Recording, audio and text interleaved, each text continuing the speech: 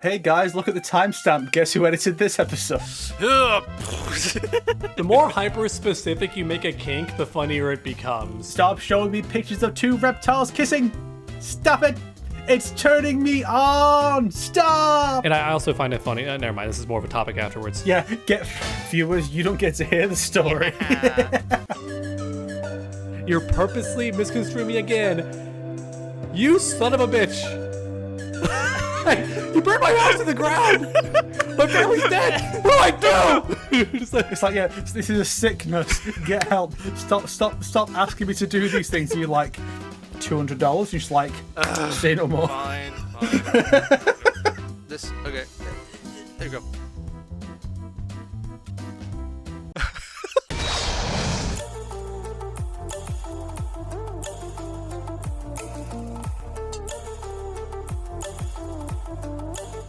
Welcome to the Kombat Kings. That would be our intro. Why not? Hey guys, look at the timestamp. Guess who edited this episode? Damn! Come on. Hey, don't be rude to our If he editor. keeps talking He's that trying. shit, I'm Come gonna on, make him guys. edit it. I'm gonna just make him do it, and I will stand my ground. Well, today we have a lot of. It's a really spastic episode. We have like a bunch of random topics that. Well, you can't. That's offensive in the UK, Sam. You can't. Oh say my that. gosh! I'm so sorry. I forgot that Spastic? you Yes. you bumped that up like an episode or two ago. It's a very random topic episode. There we go. How's that? All over the We want to place. start off with a Mortal Kombat topic, and most recently, other than my video coming out, which was very successful. Thank you all so much for watching, everybody. Forget about this dumb MK2 news, whatever the fuck. Tell us about your video, Sonic. Oh, well, thank you very much. Yeah, so like Chaos Reign Sucks came out, and like I spent like the last 4 months finally getting that baby out, and it's currently like sitting about, as of right now, 100k views, and it's like I usually get 100k views with my Nice. videos. That's fine, but it's like 2, 3, 4 weeks later, 100k views within 1 week, and it's like that's great. Nice. I like people.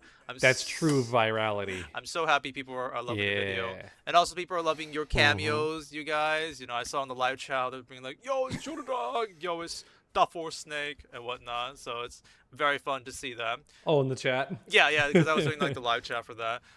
For you, Snake, Yeah. I will say, because one of my fans brought this up in the comment section, so I do need to post this. Now that I have technically finished my entire Mortal Kombat 1 Sucks series, someone says, now, Snake, it's your turn for the Mortal Kombat 1 critique Yeah. video. It's your turn. Next. It probably won't be within the next month, Obviously. because we've got certain other videos I want to make for certain dates, and also generally because this is the 10th anniversary year of A Line Through Time. Every month there is one of those coming out, so that also takes Nice, a certain amount of time per month. So the video I'm working on after this current one will also be A Line Through Time. That should be a pretty quick one. It's going to be about how, basically, going over the looking at the Arkhamverse timeline and going, this is what the Suicide Squad game took from you, because all the Suicide Squad stories before this are non-canon now. This is what they took and replaced it with the dog shit. That is so And then also sad. Arkham Shadow goes in there, and it's like, you know what, Arkham Shadow, pretty peak, maybe it was worth it. Oh, yeah, that so- game had a really good story.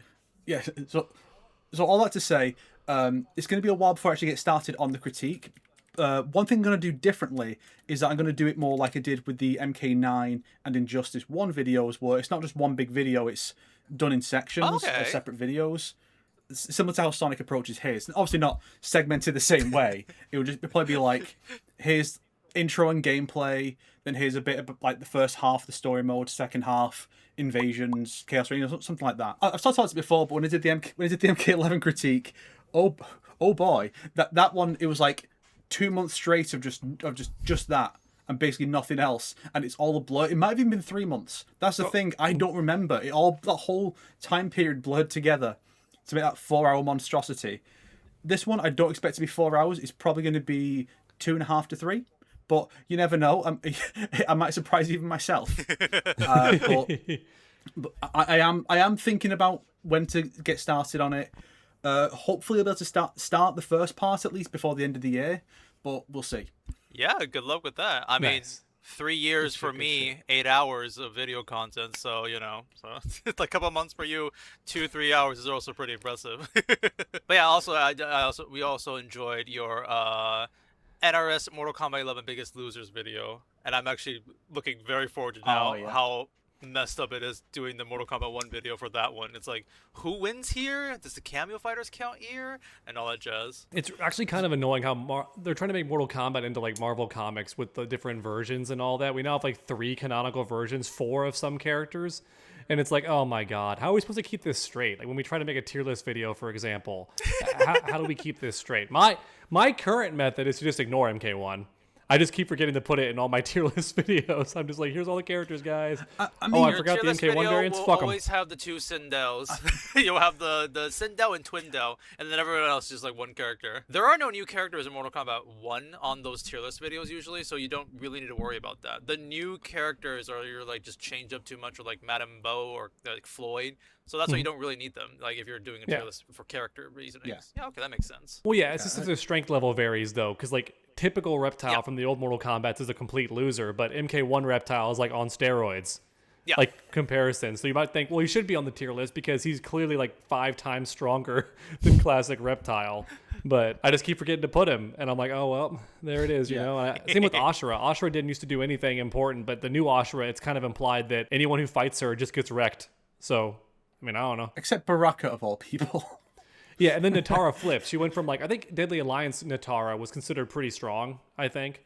And this new Natara is like a jobber. I still say that every fighting game story mode should at least have 1 win per character. And Good idea.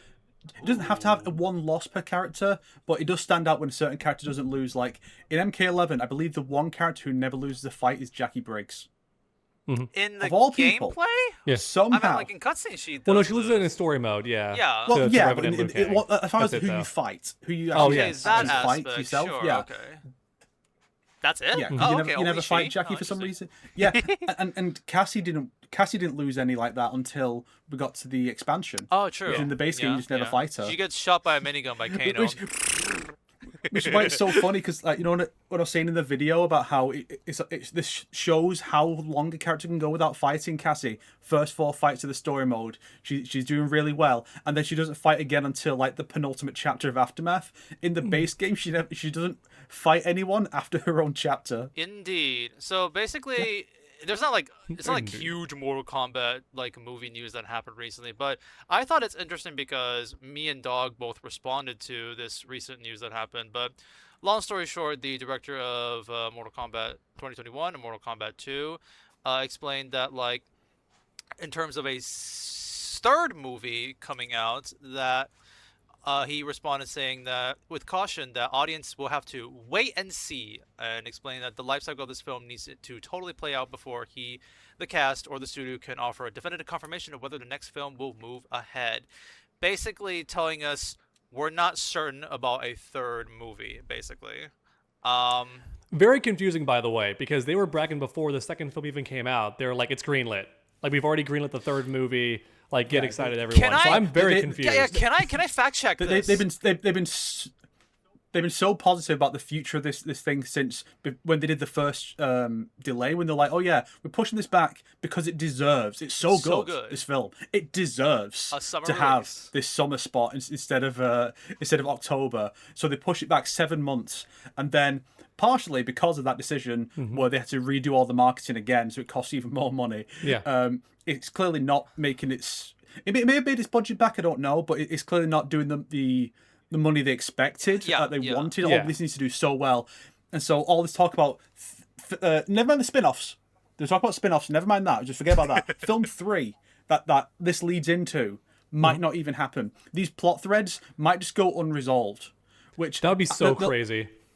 Which imagine, because as I made the joke about this before, how MK films always come in pairs. It's always duologies. They never get to a trilogy. Damn. It's never true. happened before, and it good might point. not happen here. But at least with the originals, you can go, okay, Shao Kahn's dead.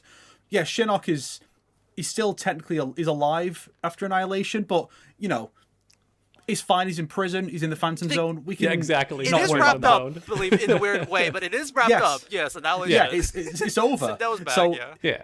And like, other than the fact that Shao Kahn survives Battle of the Realms, apparently, like that They story's saved done. the day. So they they're all saved fine. the day. Yes, technically speaking. Yeah, they've won. And then, but this one, it's like, oh no, we have to go get our friends.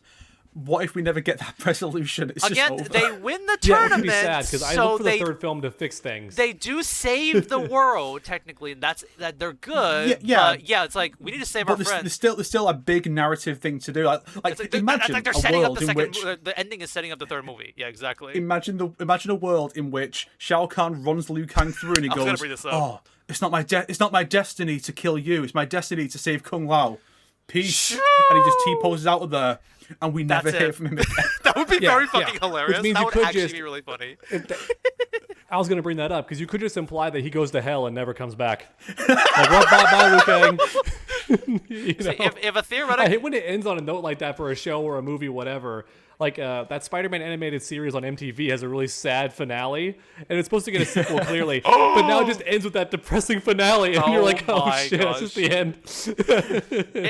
Well, the sad part about that one is that that's actually one of the most like definitive resolutions any Spider-Man show gets, because most of them are just there's always lingering plot threads. That one is literally he gets depressed and quits being Spider-Man, which is an ending. Oh my god. Yeah, it's true. It technically is over. It'd be really cute if like they bring him up in the Spider-Verse and let him show up and like redeem himself. That'd be cute. Yeah. It won't happen, but that'd be cute because he did technically give up, and that's the end of his story because we didn't get There it another is. season. Do we all agree that was a lie when they said, "Oh, we're delaying it just because it's going to do numbers"? Do we all agree that was probably a lie, and there was like I mean, other reasons it's why they implied moved it even the behind people the who scenes? made the movie are like not completely on board with this lie, because like remember there was like sometimes where it's like you guys shouldn't have delayed the movie, and like Todd when he was crazy on Twitter replying, he's like, yeah.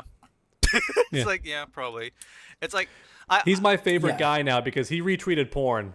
So he's my favorite guy now. he's your hero now. He's your He's ghost, my man. basically. I definitely do He's my feel like boy. this is like He's a Yeah. gooner just like us. I think it's like a high. It's like it definitely feels like it's like you see they're saying it in a positive light. It's like, guys, the higher ups want to delay the movie because they want a summer sale to make it better.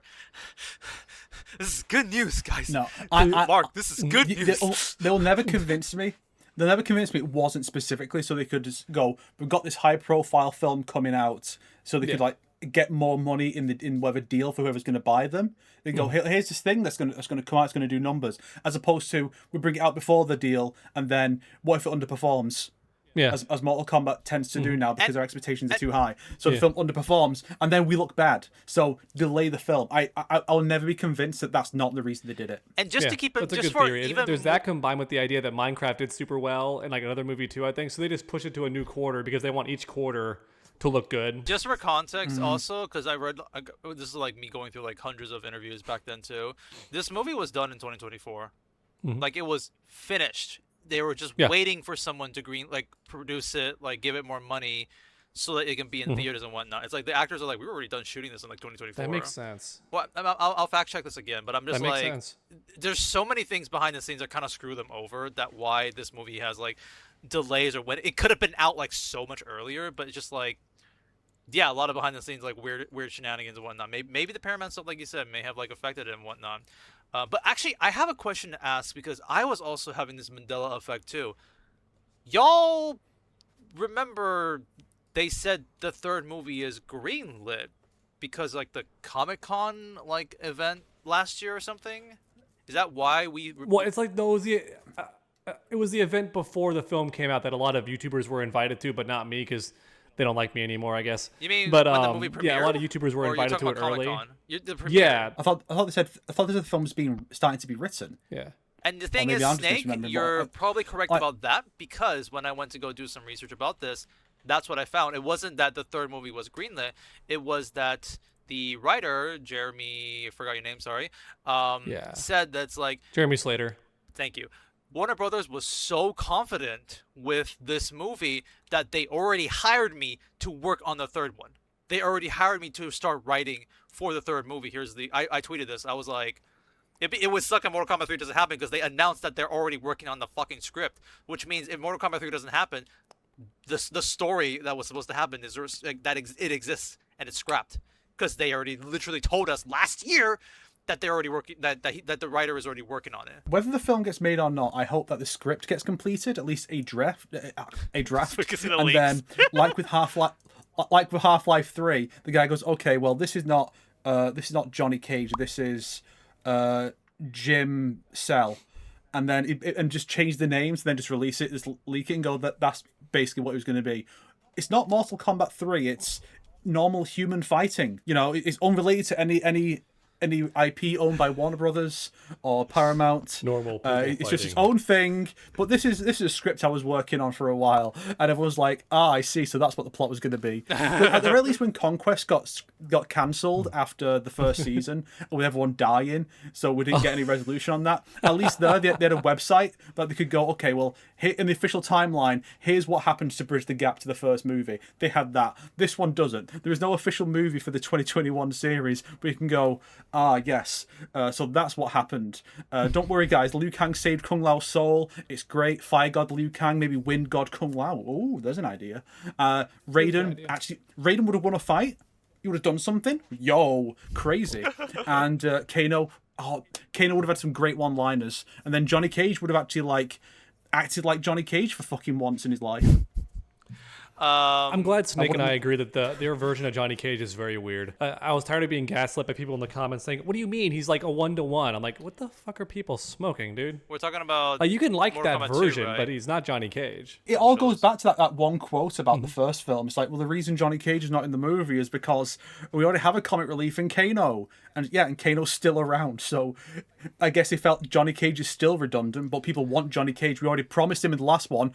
You know, the MK curse of setting up a thing without knowing whether or not you can or should deliver on that, and then having to do it anyway and not doing it well. You know, so the movies are very accurate. I mean, there was they gave a lot of reasonings for why Johnny Cage doesn't exist in the first movie. They're all pretty silly, but yeah, like now that we finally got it in the My second favorite one one was when they insulted white people. That was the craziest one. They But what? we're just trying to pretend that didn't happen. When they just straight up insulted white people, they said, "We can't have a white guy be the lead. Come on, people." And I'm remember like, really? something Okay. along the lines of that. Like, yeah, it's not. They didn't say it that harshly, but I meant it's something That was a along the weird lines of time in that, history. from what I recall. That was a funny time in history when you could just say, "Yeah, your race." No. And again, it's just a wild thing to say in general, because white characters aren't the lead. It's literally MKX is the only time. Yeah. I guess maybe Taven, depending on how you view him. Other than that, it's always East Asians every time. Well, maybe It is funny how Taven is like right in the middle of I don't know what he is. It's like it's always Liu Kang or Shujinko or Kung Lao or Raiden, and Raiden's usually East Asian, not always definitively, but close enough most of the time. Like white people were the main characters in one game, and you're like, oh, we can't do that. That's not what the series is anyway. You fool. MK3 won't be the focus of the MK3 film if it gets made, just because Shao Kahn is dead. I doubt they're going to bring him back just to kill him off again. Yeah. It makes sense for a game, but for a movie, you expect something different each time. Yeah. And with the plot of we're going to hell to save our friends, and the fact they have the amulet of Shinnok as a big plot point, clearly Shinnok's going to be the big focus of the next one, unless he just gets killed off and replaced by Noob Saibot or something, which would be interesting, I guess. It's It would be so funny if, because like Noob Saibot already exists, they just give the Mythology Sub-Zero side plot to Kuai Liang, and he's doing the exact like 1-to-1 adventure as the B plot, That's how we explain while the Kuai main Liang. heroes are trying to save their friends. They could even give him a weird blessing from the Elder Gods that revives him, so we can get some of the wacky deaths that you experience while playing the game. Like he's trying to walk, and like he barely dodges the pillar, but stumbles back into a different trap and gets impaled. Like, oh! And then like respawns. Yeah. That'd be super Well, funny. the thing is, if they did a plot like that, they'd give it to Kano. oh, That'd be- exactly. I'd watch it. Exactly. I'd so fucking watch it. It's Holy just shit. Looney That Tunes sounds perfect. bullshit of Josh Lawson like stumbling around, tripping over his massive wang that is just holding up this entire franchise. Just tripping over, getting flattened, falling to pits like, oh. This sounds and they use the like- same clip. They use the same green screen clip every time he falls. And then and he's always got some really funny line after each one that Josh Lawson just makes up on the spot, and everyone's like, yo, genius, brilliant. And it's just that for like 20 minutes of the film, just cutting back to that, between that and the serious drama of Revenant Sindel. Katana's trying to save her from this awful mind controlled state, and same with like Liu Kang and Kung Lao and Sonya and Jax and all this stuff. Meanwhile, Kano's just like, whoa. Gotta do my beep on You just gave me the funniest idea for a game, because everyone talks about Shaolin Monks 2 or Ice and Fire, because that was the original plan, right? To do the same game, but with Sub-Zero and Scorpion. Could you imagine a Black Dragons game where you play as like Kano, Mavado, Su Hao? I know he's Red Dragon, but still. Like, imagine you play as these guys, and it's like the Suicide Squad of Mortal Kombat. It's all these like like loser henchman you play as. Maybe Trimmer too, because everyone loves Trimmer. Sure, and Black and maybe Dragon. it's in the Dark universe that like Shang Tsung was ruling over or something. And what if Shang Tsung, when he was a Titan, made like a change to the universe where you never stay dead? So that would be funny. Like they could die in the story over and over again, but still they lock in and decide to save the day as this motley crew of villains. That'd be so fucking fun. It's basically Saints Row, especially since like There you Kano's go. actor Kano's actor from the Legends film, the first one, was one of the voices for Saints Row 3 and 4. So it's just that. It's just Kano leading his team. He's got Cabal and he's got Tremor. And you can phone him up and go, "Yo, come hang out with me so we can go fight the other gangs." You can take on the Red Dragon. And the special forces are like the military force from Saints Row 3, so you're dealing with them as well, and all this just stupid bullshit. Oh yeah. It would be grand. The problem fun movie, is too. we are never going to get an MK spin-off game ever again. It's just not going to happen. No, It's not financially Snake, worth it. Unfortunately, Snake. we live in the era where it's got to be worth it. Go ahead, Sonic. Yeah. No, what I was gonna say is we definitely are gonna get another spin-off game. It's just gonna be mobile. That's They don't true. count. Just That's another true. one, you know. Just Well, I mean, we liked Onslaught though. yeah. When I say we, I mean like I was a huge LARPer because I liked it for the story, and I liked that Snake liked me it, and but Dawg I never are downloaded big it. LARPers Dawg, on this Dawg. one. Snake is the No, only Dawg, OG what you Onslaught fan. liked. What you liked, Dog, was seeing the new fully animated cutscenes that you could use in your video as B-roll, and then people go, Hell yeah. "I don't remember that scene from MK11," and so you get more comments, and then you can go, Hell "Oh, yeah. well, actually, this is Onslaught," so it is financially beneficial for you. You see, that's true what too. Dawg That's true likes. too. Dawg likes those like high effort like cutscenes for like 1 minute.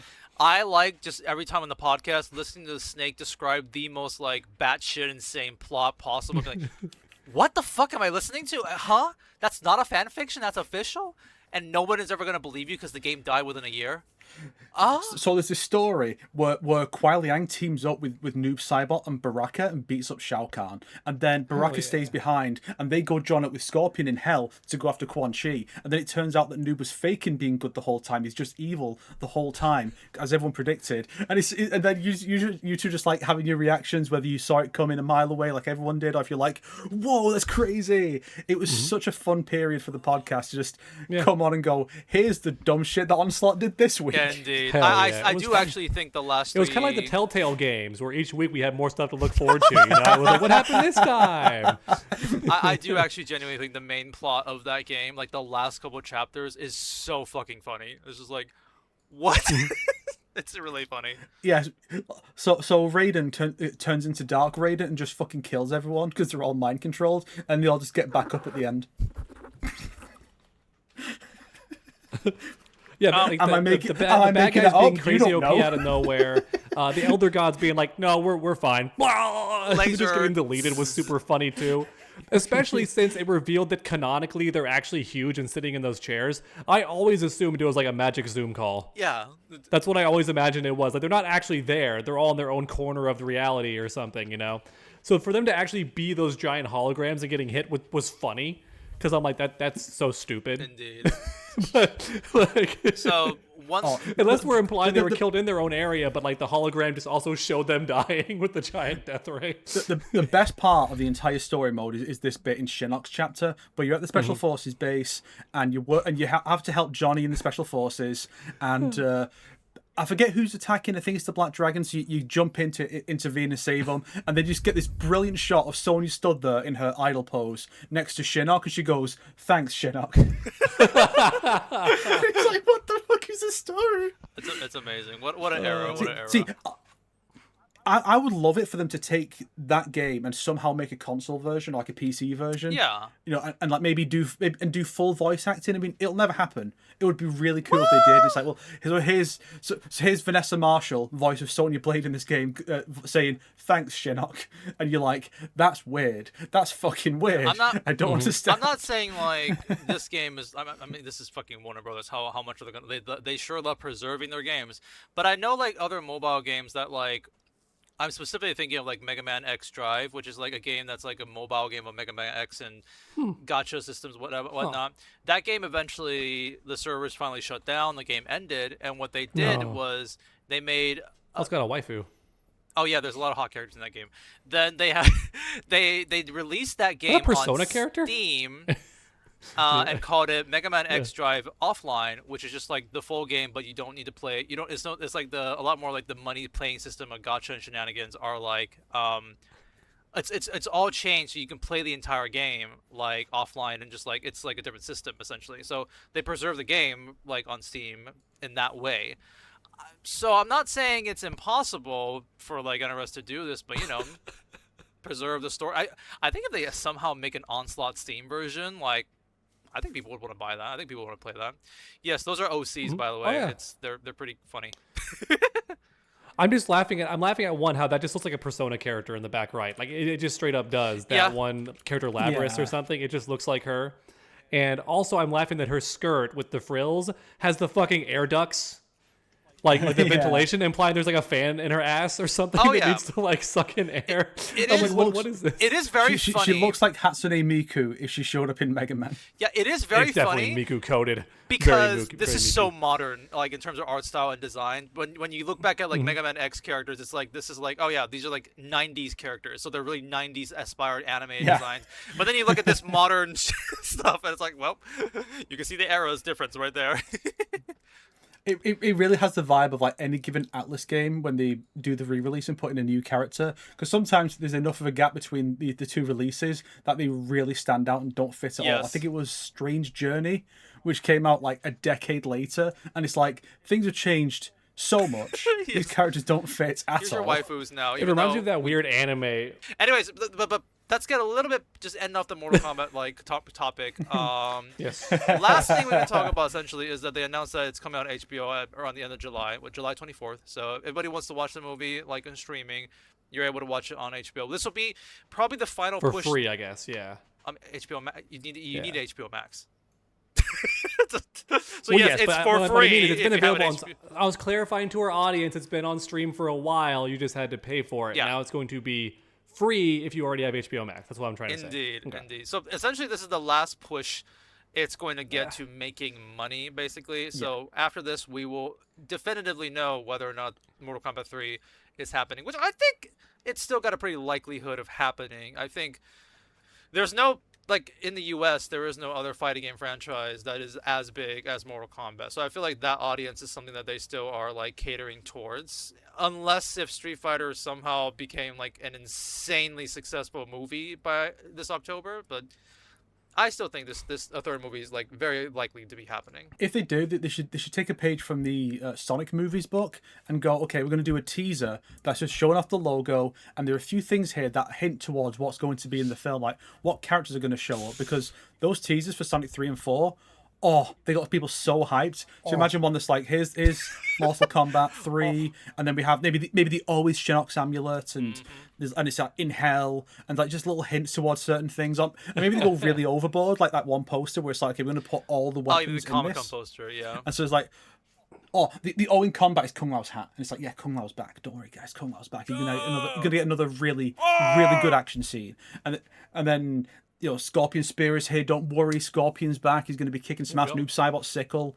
And then maybe it end with like snow coming in, or like it freezes over, and it's like Kuai Liang is coming. And the way you hint at that is like you have like a big red line.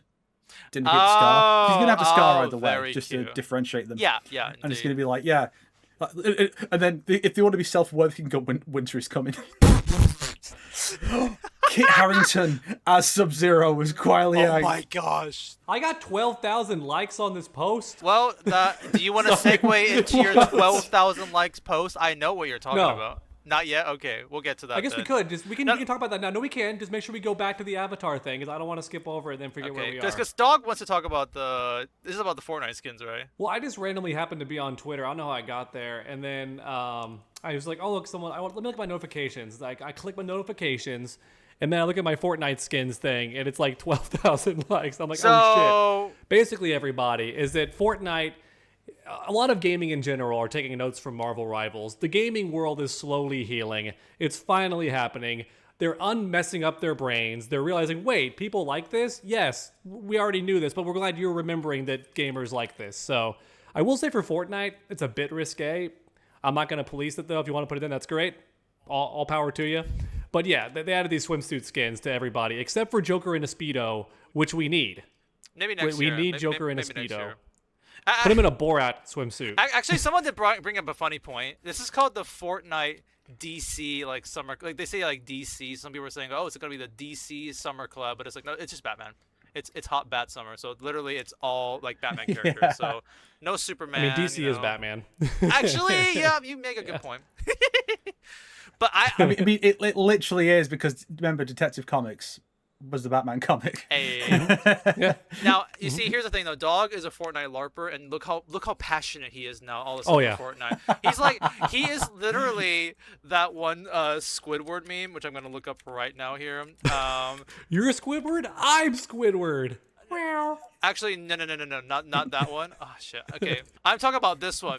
Man, think you I mean can't when they're stand wearing the Fortnite. noses. Fuck Fortnite, guys. 10 minutes later, sexy outfits. Me and the besties. Yes, Fortnite. You're so base now. We love you, Fortnite. Oh, I've been a Fortnite fan since like day one. Okay, I believed in them. I played Fortnite with you guys. I don't hate Fortnite. I'm just not Yeah. good at it. What's And it it's not called? my. I think it's very fun to go around and like fight the AI and like collect stuff. But the second a real player shows up, I get washed. No, So don't worry about that. I You know I'm a see- detriment to the team. What you need to do is you need to wait a season where they give like the brain dead like I don't know superhero item to like one like just blast enemies and then you're good to go basically. Those are always Snake started from zero and he's been doing amazing in these. He won us some games actually. You know, like we were all dead and Snake Nice. kills the enemy team and we win the game. Yo, Snake carried us. But I anyway, should probably just actually use a controller because last time I switched to Mouse and keyboard just keyboard. to try, and I think it made me an absolute noob when I was under pressure. I was like, it just started sucking. I mean, you know, controller is pretty decent in Fortnite too. But back to like the swimsuit topic, it actually is genuinely. when we play Fortnite with Dawg, I just feel like that the vet and the noob trailer from Modern Warfare 3, where it's Sam Worthington as the vet and Jonah Hill as the noob who pulls up a grenade and blows himself up, and like Dawg is the noob and I'm the vet, and I'm like follow my lead, and he's just there like getting himself killed. And then with practice, he becomes a vet as well, and he's like putting on sunglasses, like, yeah, go get him, new noob. New noob. But I will admit, Thanks for the fake laugh, Dawg. I appreciate it. It eases the tension a bit. like in terms of like Fortnite skins and what they've done throughout the years, like people have known for years that like Fortnite is trying its best to be like kid friendly. It's trying its best to be like, yeah, we're gonna be, you know, a bit more safe in terms of how we do the designs. And even when they add like more risque outfits in the game, they always have to like tone it down a bit more. I.e., you know, just for example, Cammy and like Katana, it's like they change them up because they're not gonna show thighs. All of a sudden now it's like you see Katana and Ivy and it's like, wow, they like. Can we revert? Can we have that too for Katana? The funny and thing Cammy? is, so in Fortnite, every mode has a different age rating based on what content is in Yep. it, and so these costumes can't be used in certain modes. Yes, like if it's it's plus like an E 12. for everyone, you can't use it. It's all it has to be like 12 plus. So it's like, why couldn't they just done the same with Katana and Cammy, or alternatively make like a censored option that you can have, and then you can freely choose between it. But if you use it in a mode that's not allowed in, then it just appears as a censored version either way, or something. Like there are ways you can make this work. It's a game. You can have customizable options. You don't have to go, okay, well, you know, we're gonna have these characters show up in swimsuits, and it's quite goonerish. But then Katana, no. Like it's not even just the black part. It's like, oh, shorts. Put Katana in spandex shorts. What's it called? I definitely think this is like the thing is it's not just the skin. It's a lot of skins that could use this. But the thing is, now that this is like the gates are open, now people are saying it's like, wow, shall we go back a little bit? Because the thing is, what's cool about Fortnite is they update their skins.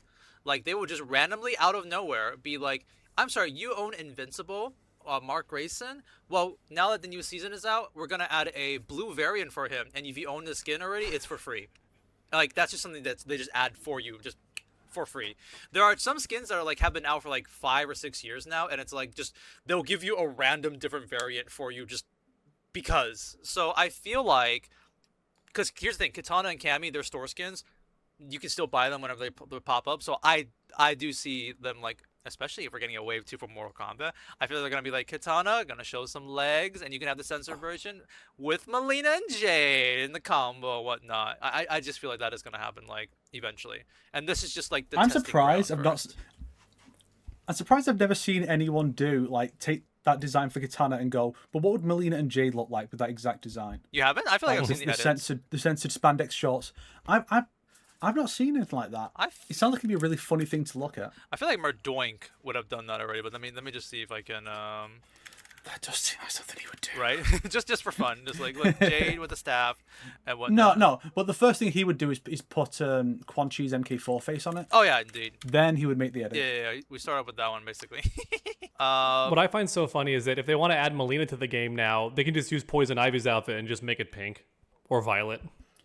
It's already the underboob deception outfit. Like, it's so close. There was a really funny thing that I saw when they showed like these swimsuit outfits, because okay, maybe you have a different interpretation from this tweet that I saw, but basically there was a tweet where it's like Nikkei30, one big like Fortnite streamer, looking at these skins and being like, yo, yat, whoa, and whatnot, and then somebody retweeted that being like, it's just swimsuits.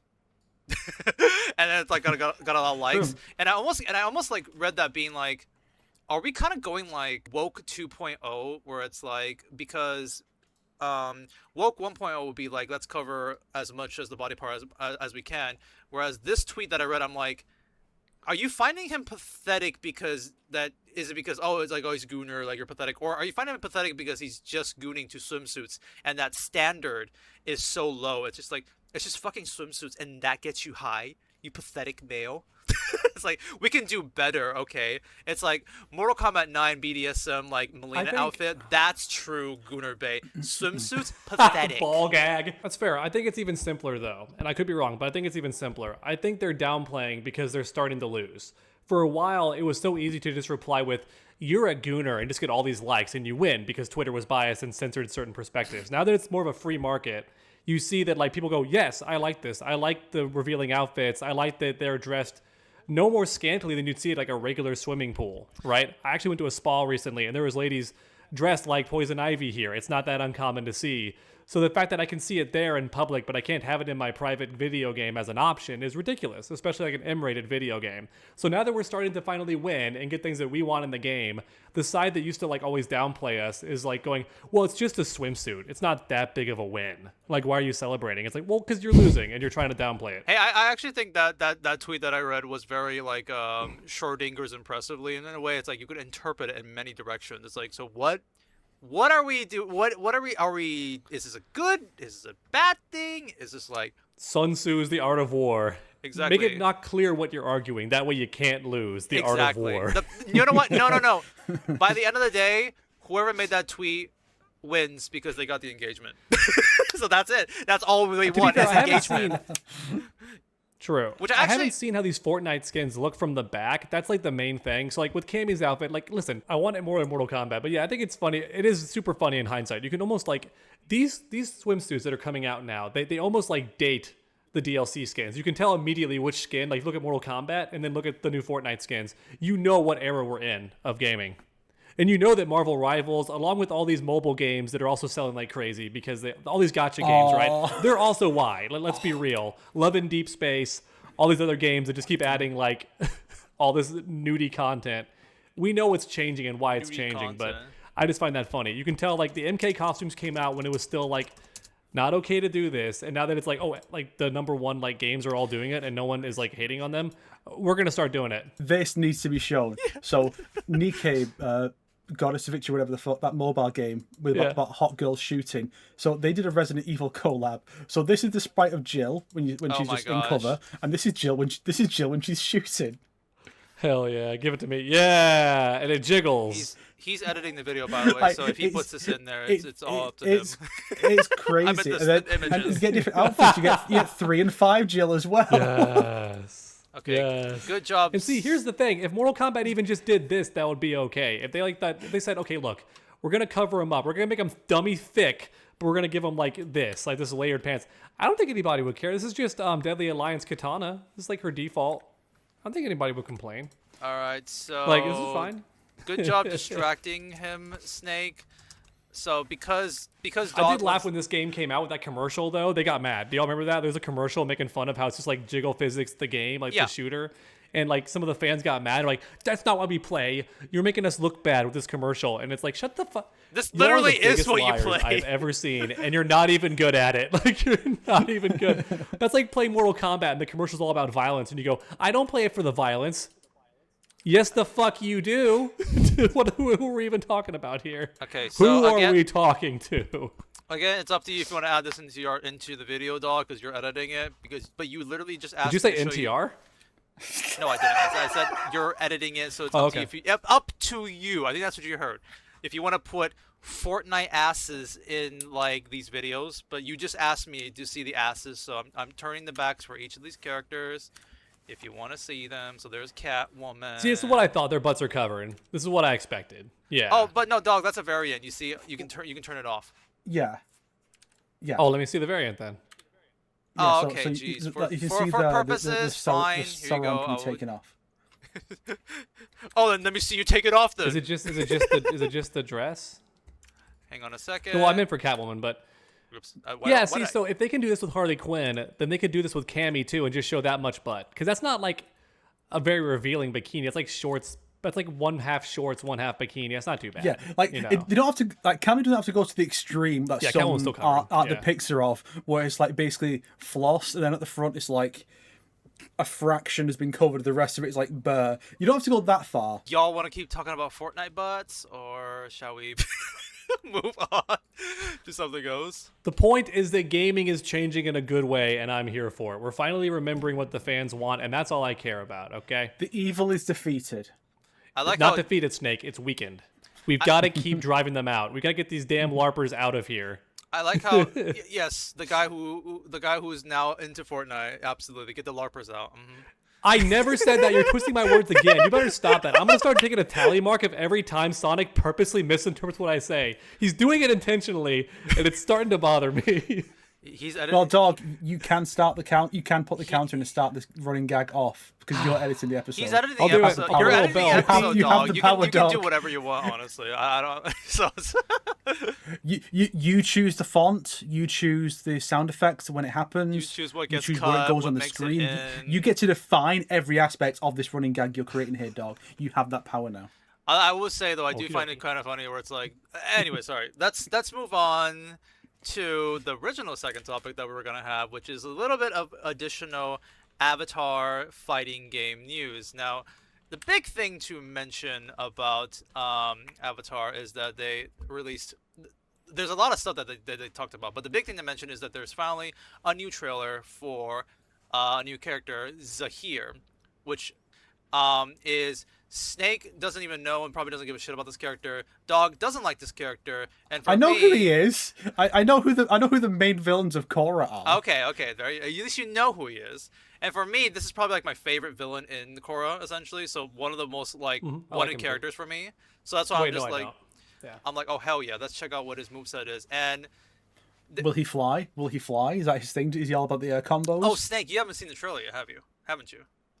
I didn't know there was a trailer for him. Okay, well I'm gonna I give thought it it. was so funny. This guy made a video critiquing Korra, and he like brought up how they have a line straight up saying like an airbender hasn't been seen flying in this long, and he's like, you mean fucking Aang, who flies several times in the original series when he's in the Avatar state? You like, get what he casually means. just hovers there? Literally flying. Okay, jeez. Even I don't know why I got offended by that.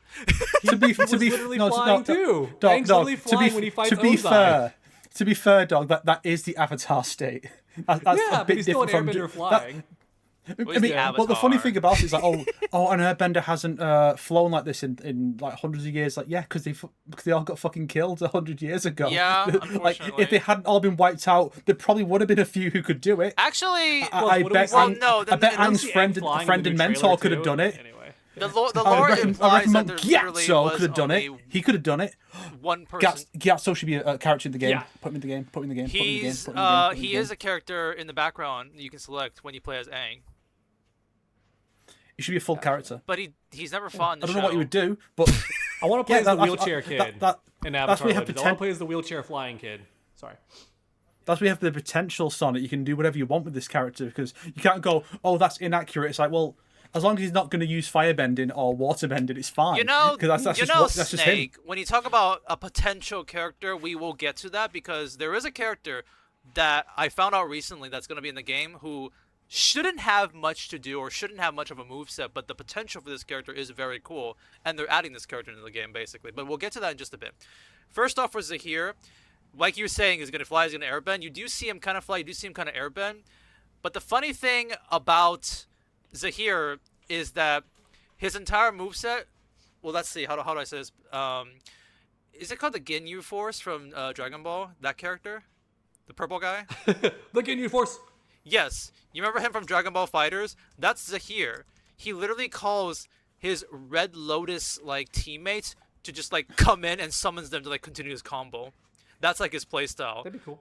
No, what do you mean that'd be cool? That's what happens. Oh my gosh, I am forcing you to fucking watch this trailer. I cannot be the only person doing my homework assignment. Holy shit. See, I didn't see it yet. I guess he got confirmed. Gotcha. Okay. Oh my gosh. I feel like do your homeworks. Okay. To me, it feels like the premise of that of summoning other characters as a striker would probably be best served going to someone else, because this guy's thing is that he can fly. That's one of the most substantial things about him. I feel like he should be doing a bunch of air combos, flying around some Nitara moves and shit, and then someone else could have that other really cool concept. I don't know who. This guy might actually be the best character for that, technically, but he also has this other thing that no one else could do. So I feel like he should have that. Well, I'll just do both, like Deadpool in Rivals. Well, like, here's like 5 different gimmicks this one character gets. So he does both, Snake. He can His fly. gameplay looks so rage-inducing. I love it. His infinite jump cancels with flight. The degenerate definition. I remember people being like, "Oh, like the hard combo shit that Azula does." Nah, give it a Zahir now. The thing is, though, I get what he's doing. He's doing the Stairway to Heaven combo from. It's a reference to what the fuck? The Marvel versus Capcom games. I don't know why my camera. That's what it's a reference to. Can you hear me? I'm here. I'm just my camera fucked up for some reason. Yeah, so when he's like at one point in the trailer at the very start, we see him like air dash canceling and doing the same punch over and over again. Like it looks like it's just to be annoying and spammy, but that's just a reference to the Marvel versus Capcom games where several characters can do that. They just flight cancel and do the same move up to like 6 times before the combo drops. And that's what he's doing, but it's always looked like corny and silly. Yeah, because of the animation. I had a buddy almost want to rage quit on me for playing that way, and I'm like, no, you don't understand. This is the optimal combo. This is the optimal damage. I'm not trolling you. This is the actual game we are playing. I have to do this. It's so funny to me that like a lot of his combos are here being shown done on Kyoshi, and it's like, yeah, here's a character who's about the same height as her. He's still not as tall as she is. No, she's super tall. It does look more normal, at least, though. She looks a bit more normal. So it's a comment. I like that she has the warrior attacks. What are they called? The Dai Li.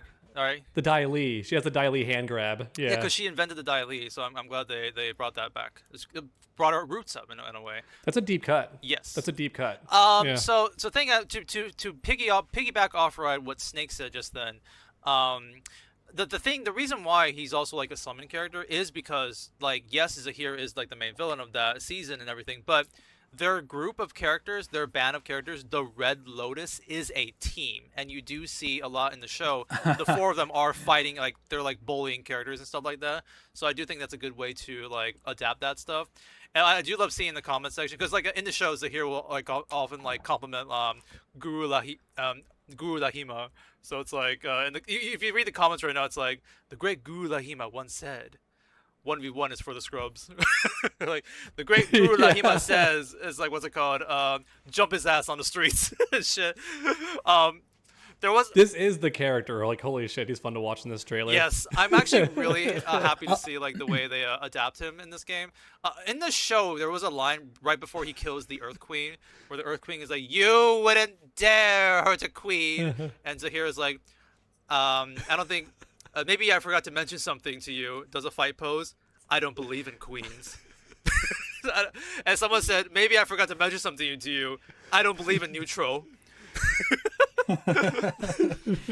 So there's a lot of great memes that I have seen. That's all the memes right now. I love it. Yes. I imagine the Korra fans watching that trailer be like, "Yo, the typhoon thing around the head of his opponent when he's beating the shit out of him is a big super. Oh, like when he sucked the air out, the breath out the Earth Queen. Yo, I bet they're all pogging out. Indeed. Pogging. There was one. Even though that was like the dumbest, most extra death in like Avatar. That's like actually something that I didn't get that hype over. Everyone else was like, oh my gosh, this is like such a graphic way to kill somebody. I'm like, did we just forget the episode where the person's head? Anyway. The person's head. What? Oh. Well, there's like actual decapitation in Korra. Well, the thing Yeah. is, that's what happens later on in that season. So Earth Queen dies first. If you're I talking guess about. so. Speaking of that, by Yeah. the way, speaking of that, so the girl who. Piley. Okay, that's kind of a spoiler, but whatever. I'll just talk about it. I love Piley. She's hilarious. So Sneak the with my thing sister. is, in the game, Yeah. if you listen to the way Zahir pronounces her name, Piley, it's like, why does he pronounce it like that? It's because that's literally how he pronounces it when she dies. So it's like, oh, that's fucked up. Oh, it's like the soundbite. That is fucked up. I cannot believe it. Have we explained? Should we explain to Snake who Piley is? She's the girl with the eye. You remember Boom Boom? Oh, I forgot his name, but the Boom Boom man. Sparky Boom Sparky Boom. Sparky Boom Boom. Yeah. Yeah, it's essentially the same gimmick where like she can like snipe people. Like in the show, she's like a sniper. Like the way she's using her eye, like looking at you and exploding. But And she's wicked tall. She's very She's tall. like the muscle mommy, pretty Yes. much. Yeah. Who the fuck is Sparky Boom Boom? you don't remember him? What the fuck? The assassin that Zuko, the assassin that Zuko sends to kill them, and he has this weird power that no one else ever displays in the show ever This again, guy, where this he guy, just this like guy. breathes deep and fires that line that explodes. And like, yeah, that guy. He's in like one episode. No, he's like Maybe a couple two. episodes. I mean, he's not there for long, but he was Yeah. a couple episodes. He never speaks. He's almost like he's so over designed, but in a good way that I think it's almost intentional to like mock that era of like character creation in comics and stuff where characters had way too many things on them because they never explained why, for example, he's missing an arm and a leg and it's just metallic. Oh. They never explain this. But like, you know, Shit, don't look. Yo, Actually, don't look at my leg. yo, that leg No! shot, Sonic. No, yo. don't look at my leg. That was actually that's the closest we will get to Get seeing. them gams out, Sonic. That's a, you said gams. Yay. My girlfriend says that. She loves saying gams. I never heard that before. okay. You know what? I Until need, you I guys. need to hide my screen for just a second. Look at them here. gams. Just take photos of it, like with feet pics. No. Okay. Long story short, my phone overheated, so now that's why my camera was like dead there for a second. So annoying. This never happens. Just get a real webcam for fuck's I sake. probably should. Maybe I should use your sponsors or whatnot. So yeah, sorry, I've been gone for a while. No, you don't get to see my reaction. Now I'm gonna be like the technical issues me for like a couple of minutes here. But yeah, so I'm excited. Actually, wait. Before, there's some other things I could talk about with Zahir. So here's a fun fact, by the way. Game's coming out in less than a week. Did you guys notice that? Bam! I'm back, guys. I'm alive. No, it's just a little Yay! different. Bring me back in the editing, dog, please. Don't leave me PNG file Sure. forever. No, I will. What? Okay, so okay, did you see the video I sent to you where it's like 1 week away from this video? Someone kind of brought up, it's like somebody must really love Zahir in the development team because why the fuck does he have such a like smooth ass looking like default pose? It's like so much animation for him. I have to send this. Like, Well, I would imagine he was. that can just be biased It sometimes. could just be too. because he was one of the last ones they animated. Because obviously you would want to prioritize perhaps. the core characters, his Aang and Korra and the classic characters, and then as they refine the process and like, okay, now we can make it even better. Because you see that a lot with like generally with a lot of fighting games where the characters in later seasons of DLC tend to look better. And have like more interesting mechanics because now you have time to kind of do more interesting things as opposed to just the base roster who tend to be shit. But it's like when you go to Smash and it's like, yo, all these new mechanics in the Smash Ultimate DLC. that's true. You go back to the Smash 64 character, and it's like, oh, Mario's still a Shoto. Yeah, I get what you mean. It's a basic bitch Shoto. That is true. By the way, Sometimes the extra animation just depends because Elena in Street Fighter 3 is the first example I can think of where she has like 8 times the animation of every other character. Oh. But she's not a top tier character. She just, for some reason, they really wanted to nail that capoeira like element. So she has way more frames than everyone else, especially during her like victory animation. Like it looks like she's rotoscoped Yeah. almost. There's so much Yeah. detail. That one is so unnecessary because at least with stance, you can go, okay, well, that's not about authenticity. Like, she could have just been like a normal, like, 4 sprite victory animation, but no, she was. she almost looks Yeah. 3D, And it's like, right? I feel like with the it's amount of like the animation. artist really had fun drawing her sticking her ass out, and they're like, "Yo, I'm gonna make this. I'm gonna have like 8 extra frames of animation for this. Yo, I'm gonna draw Understandable. this so many times. Understandable. You can't stop me." But Yeah. by the way, I got like somebody bought a really great joke. I'm gonna just post it here. It's like Zahir's got the Kim Kapuan like pants. It's like a deep cut. That's a good one though. But yeah, so that's the here. I want to play him. I want to main him. The issue is he does seem a little hard, so we shall see. I'm gonna try. Right now my mains are Azula and Zahir, two of my favorite characters in the show. Then there's another character that's very interesting that I'll get into right now, because that leaves 3 more characters left on the roster. Now, there is some leaked footage, by the way. Hang on, let me just show this, because I think, Snake, I think you'll find this to be very interesting, so I'm just going to post this here, to distract Snake. Here's an iPad for the iPad kid. Here you go. All the voice actors' names right there. Now, there are some leaked footage of Ozai, so you can actually see... Oh, yo. Look at that. I told you Snake is going to be... No, because I was looking at the Kyoshi's Xanthi Huyn, who is Dagger in Rivals. Oh, that's cool. Nice. That's awesome. And yeah, so Ozai should be next, and there are some tiny footage of Ozai. And Azula, sorry, it's just... Who's Azula? Azula's voice actress, that's Sue Storm. No. Oh, whoa! Yeah, you filthy casual. That's Sue Storm. She's great then, because I think Azula's voice in this game is really good. That's awesome that they did a good job. Yeah, I imagine that not a single one of these is the actual voice actor from the original show. Probably. Other than like the Korra cast. I think they might be. I'm not as familiar. But then with to be fair, it's because the original Avatar cast were children, and when they recast them for various games, they usually still cast children. Yeah. So that's why. Oh, and someone did bring this up. It's like the roster, like at least the portrait, looks kind of fucking rad. Like this roster image of like all of them just like looks pretty sick. Like it's a small roster, but it does look really cool. The Ang one bugs me. I need to zoom in a bit more on him so that the amount of frame he's taking up with his head is the same as everyone else's. It's too small. It's too small. You mean who? Which one? Hey, Aang or something? Base Ang. You need to zoom in a bit. I guess I see what you mean a little bit, maybe. I think it's okay, but the thing is, everybody is aura farming and being serious, and Aang is just like, yeah. These all look like they were taken art taken directly from like DVD box art. True. I guess.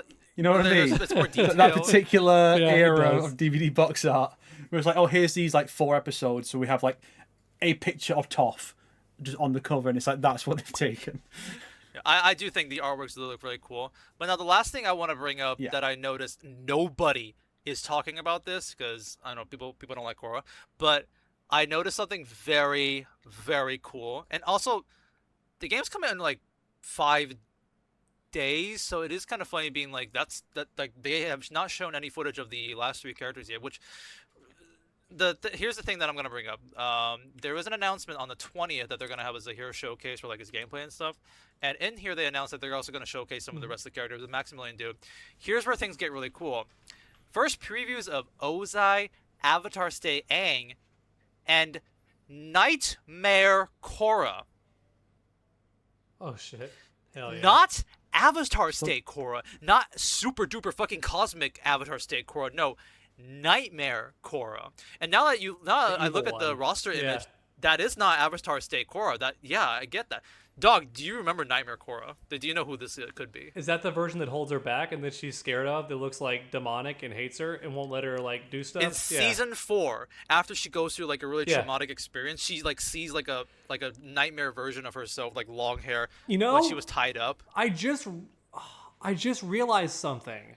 And I'm not sure if this was the intent and it was portrayed badly. Is this a spoiler or not? I guess it for is. Season 4 or for Nightmare Korra. Is Snake gonna watch it or no? I don't even know if Snake's gonna watch it. He's seen the critiques, so what are you talking about here? Okay. So I always just assumed that it was like her being scared and she just saw like a dark version of herself. I just thought it was like a phobia / just trauma, PTSD. Yeah, that is the case. But definitely. Now because I was thinking it would also be really cool because Korra almost died in the Avatar state, which means she almost like wiped out all the avatars, right? Like 3, that's how the Avatar state works. She almost killed the cycle. How sick would it be if that is actually the avatars, like just mad at her and saying, "Don't ever go into the Avatar state again, you fucking dimwit! Like you almost killed us all." And what if they on like a nature level? Because like it's like a cosmic force, right? The Avatar state. What if like on a nature level they just hate her now? And that's what that is. That's Nightmare Korra is like the Avatar state actually against her. it does not like her. That's a really cool concept, actually. That would be very scary. Imagine she had a story mode where it's basically Kage's from Street Fighter V, where it's like she's fighting against all the previous avatars that are in the game and base Korra, and it's like she's like fighting to, like, her evil half is like trying to defeat all the avatars, like, fuck you, Kyoshi, fuck you, don't tell what to do. Actually, okay, so like, beats up a small child and he comes back stronger. She beats him too. Then it's just normal Korra, the last line of defense. So let me do a little bit of explaining for some people who don't know what the fuck this is, because this is such a deep cut. It's like, I'm actually surprised that they even thought of this character. But essentially, in season 3, she goes through like a very traumatic experience, like she almost dies, basically. And then throughout season 4, it's like 3 years have passed, and she has not gone over that trauma. And whenever she fights, sometimes she hallucinates herself, like, in that state of like getting into the avatar state, like being chained up and like having the mercury poison inside of her, like fighting herself essentially. So once in a while, you just see her like. She's also chained up, so you see like having her, like, she's got chains and like rocks and like slamming it on people. And there is one scene where like she like chains like Korra herself, so like the chains are on her. So I do feel like we're gonna have Korra in some metal chains. Yeah, that'd be cool. Korra in some Is metal that what chains. this entire tirade was Korra leading in up some metal to? chains. No, don't forget, like at the end of season 3, Korra in a wheelchair. Yes! Oh my gosh, I need to make Korra now. Holy shit. I gotta make Korra. That's it. That's it. I have to make the song. I gotta make her. That's unfortunate. Oh, imagine that as like a variant. It's like Korra in her wheelchair, but she's being pushed around by Asami, who's like swinging her around, just like banging people. It's like fucking Darius's cameo in MKX where just grabs. Yes. Yeah.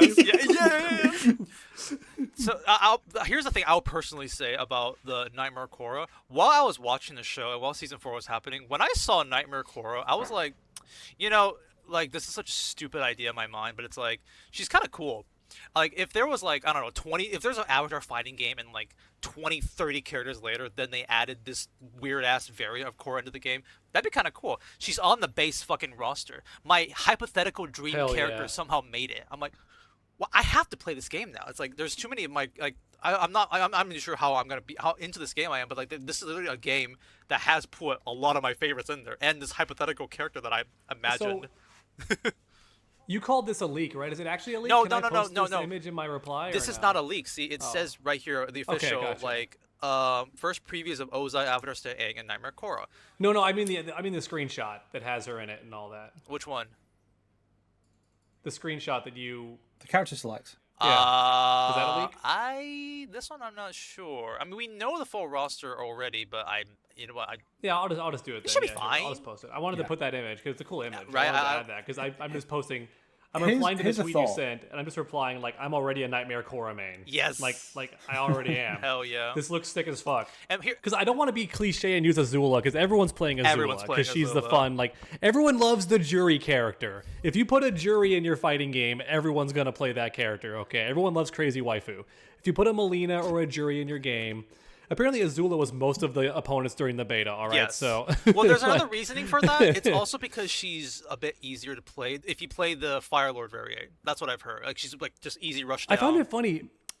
People were saying the game's hard, and I'm wondering, is it just because they're normies, or is it actually hard even for fighting game players? I'm very curious. I saw a YouTube short saying, like, people, the skill ceiling is very high, but the entry level is pretty easy. It is a light, medium, heavy special. That's what I would have thought. Kind of a game. Yeah. So doing combos. The only part that confused me at first was all the meters and stuff. Then my buddy helped explain to me how that works. Like, this is your EX. Flow state. This is your this is your blank. I'm like, oh, okay. Yeah. And it turns out the insta kill stuff on regular hits is a glitch. That's a bug. You should not be able to just one-hit KO people in the middle of a match. You should not be able to just hit Toph's foot and kill her.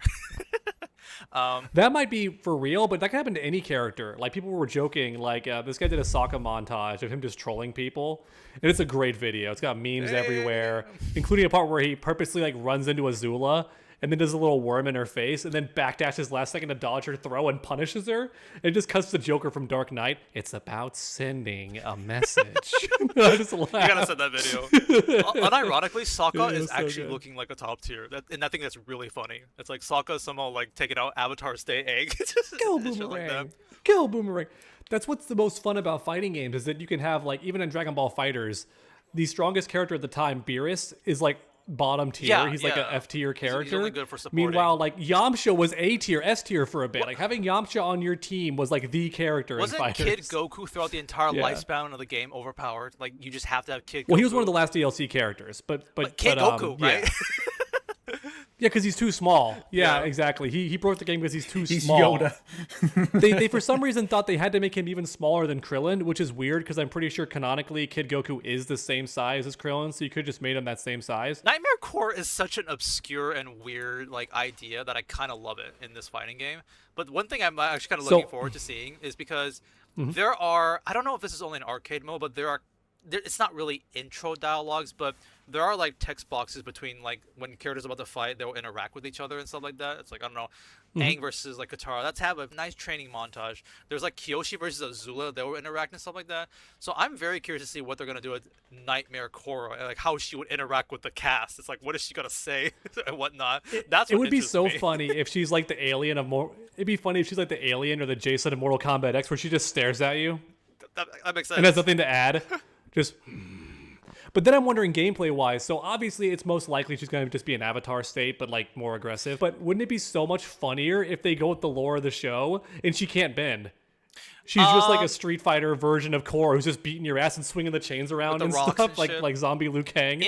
That'd be awesome. In season 4, though, she does when she's fighting with Korra, she does like use elements, so she can bend. But Oh, okay. I do definitely see Oh, them. there goes my dream. I do see but them come on, feral leaning Co- in more into feral like the Korra? bashing the shit out of people like aspect about it. I do think they're gonna lean into that. Do you remember in MVC3 that stance Jill could go into?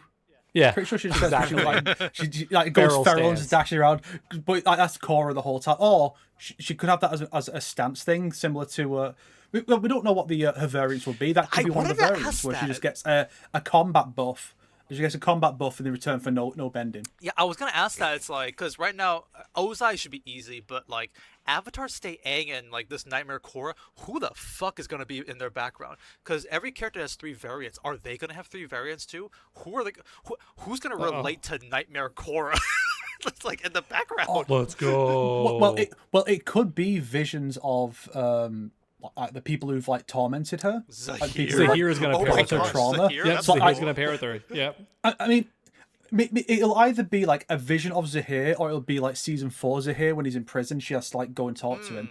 I think Aang could be a really fun one if like each one is one of the past avatars for the Avatar state. That's a good one. That's a really good one. You're really smart there, Snake. That's a really good one. So you know how obviously they're going to add the main characters from the new thing they're bringing out as a show Seven or a Heavens, movie. like the newest show, Seven Havens. Is that what it's called? Yeah, the one where there's 2 avatars, right? Well, it depends how long it takes, but hopefully, yeah. Yeah. So there's a pretty good chance that those characters will make it in, maybe as a duo, like a pair of characters cool. fighting together. And if they do you think they're going to go in that middle slot between Aang and Korra? So like, the 3 main That would be avatars all go cute. together. That would be very cute. I think right now the biggest one would be the grown-up version of Aang. Well, not like grown-up Korra grown-up. I meant like the movie that's coming out, Aang the Last Airbender. Like Without the weird beard. Yeah. Yeah. those versions of the characters, somebody there is gonna make it in, or maybe that new character. You know, whoever he's called. When this game's content is done and all the DLC characters are out, I might have to do a critique of the character selection Oh, screen. that'd be fun. That'd be fun. It fucking sets me off. You're like, I love that can Snake they, made a can they video work about it? that, and I was worried that'd be the most niche thing ever. And I was like, this is a cool idea for super nerds. I'm worried it's not going to get much views because it's so niche. Then it's one of Snake's like best performing videos. I'm like, you know what? Oh yeah. I was wrong. I'm happy to be wrong. I'm very happy to be wrong because that was a fun video. And it made sense. I was like, yeah, no, he's totally right. Because everyone thinks about, why are there all revenants on MK11? That just looks boring. It's all these gray-skinned people. Like it's no color. It's weird. It's hard to find your character too because they all look so like the same. But Yeah. Snake goes deeper. Obviously, it's like, no, we're gonna arrange it by like, here's one faction, here's this faction, and now it actually makes sense. And I'm like, that meme with like the tiny claps over the head. So I just went to look it up a bit here. I'm not sure if this is true or not, but it does say like the release date of the fighting Avatar Legends the fighting game is July 23rd. Which is like, holy shit, like that's really fast.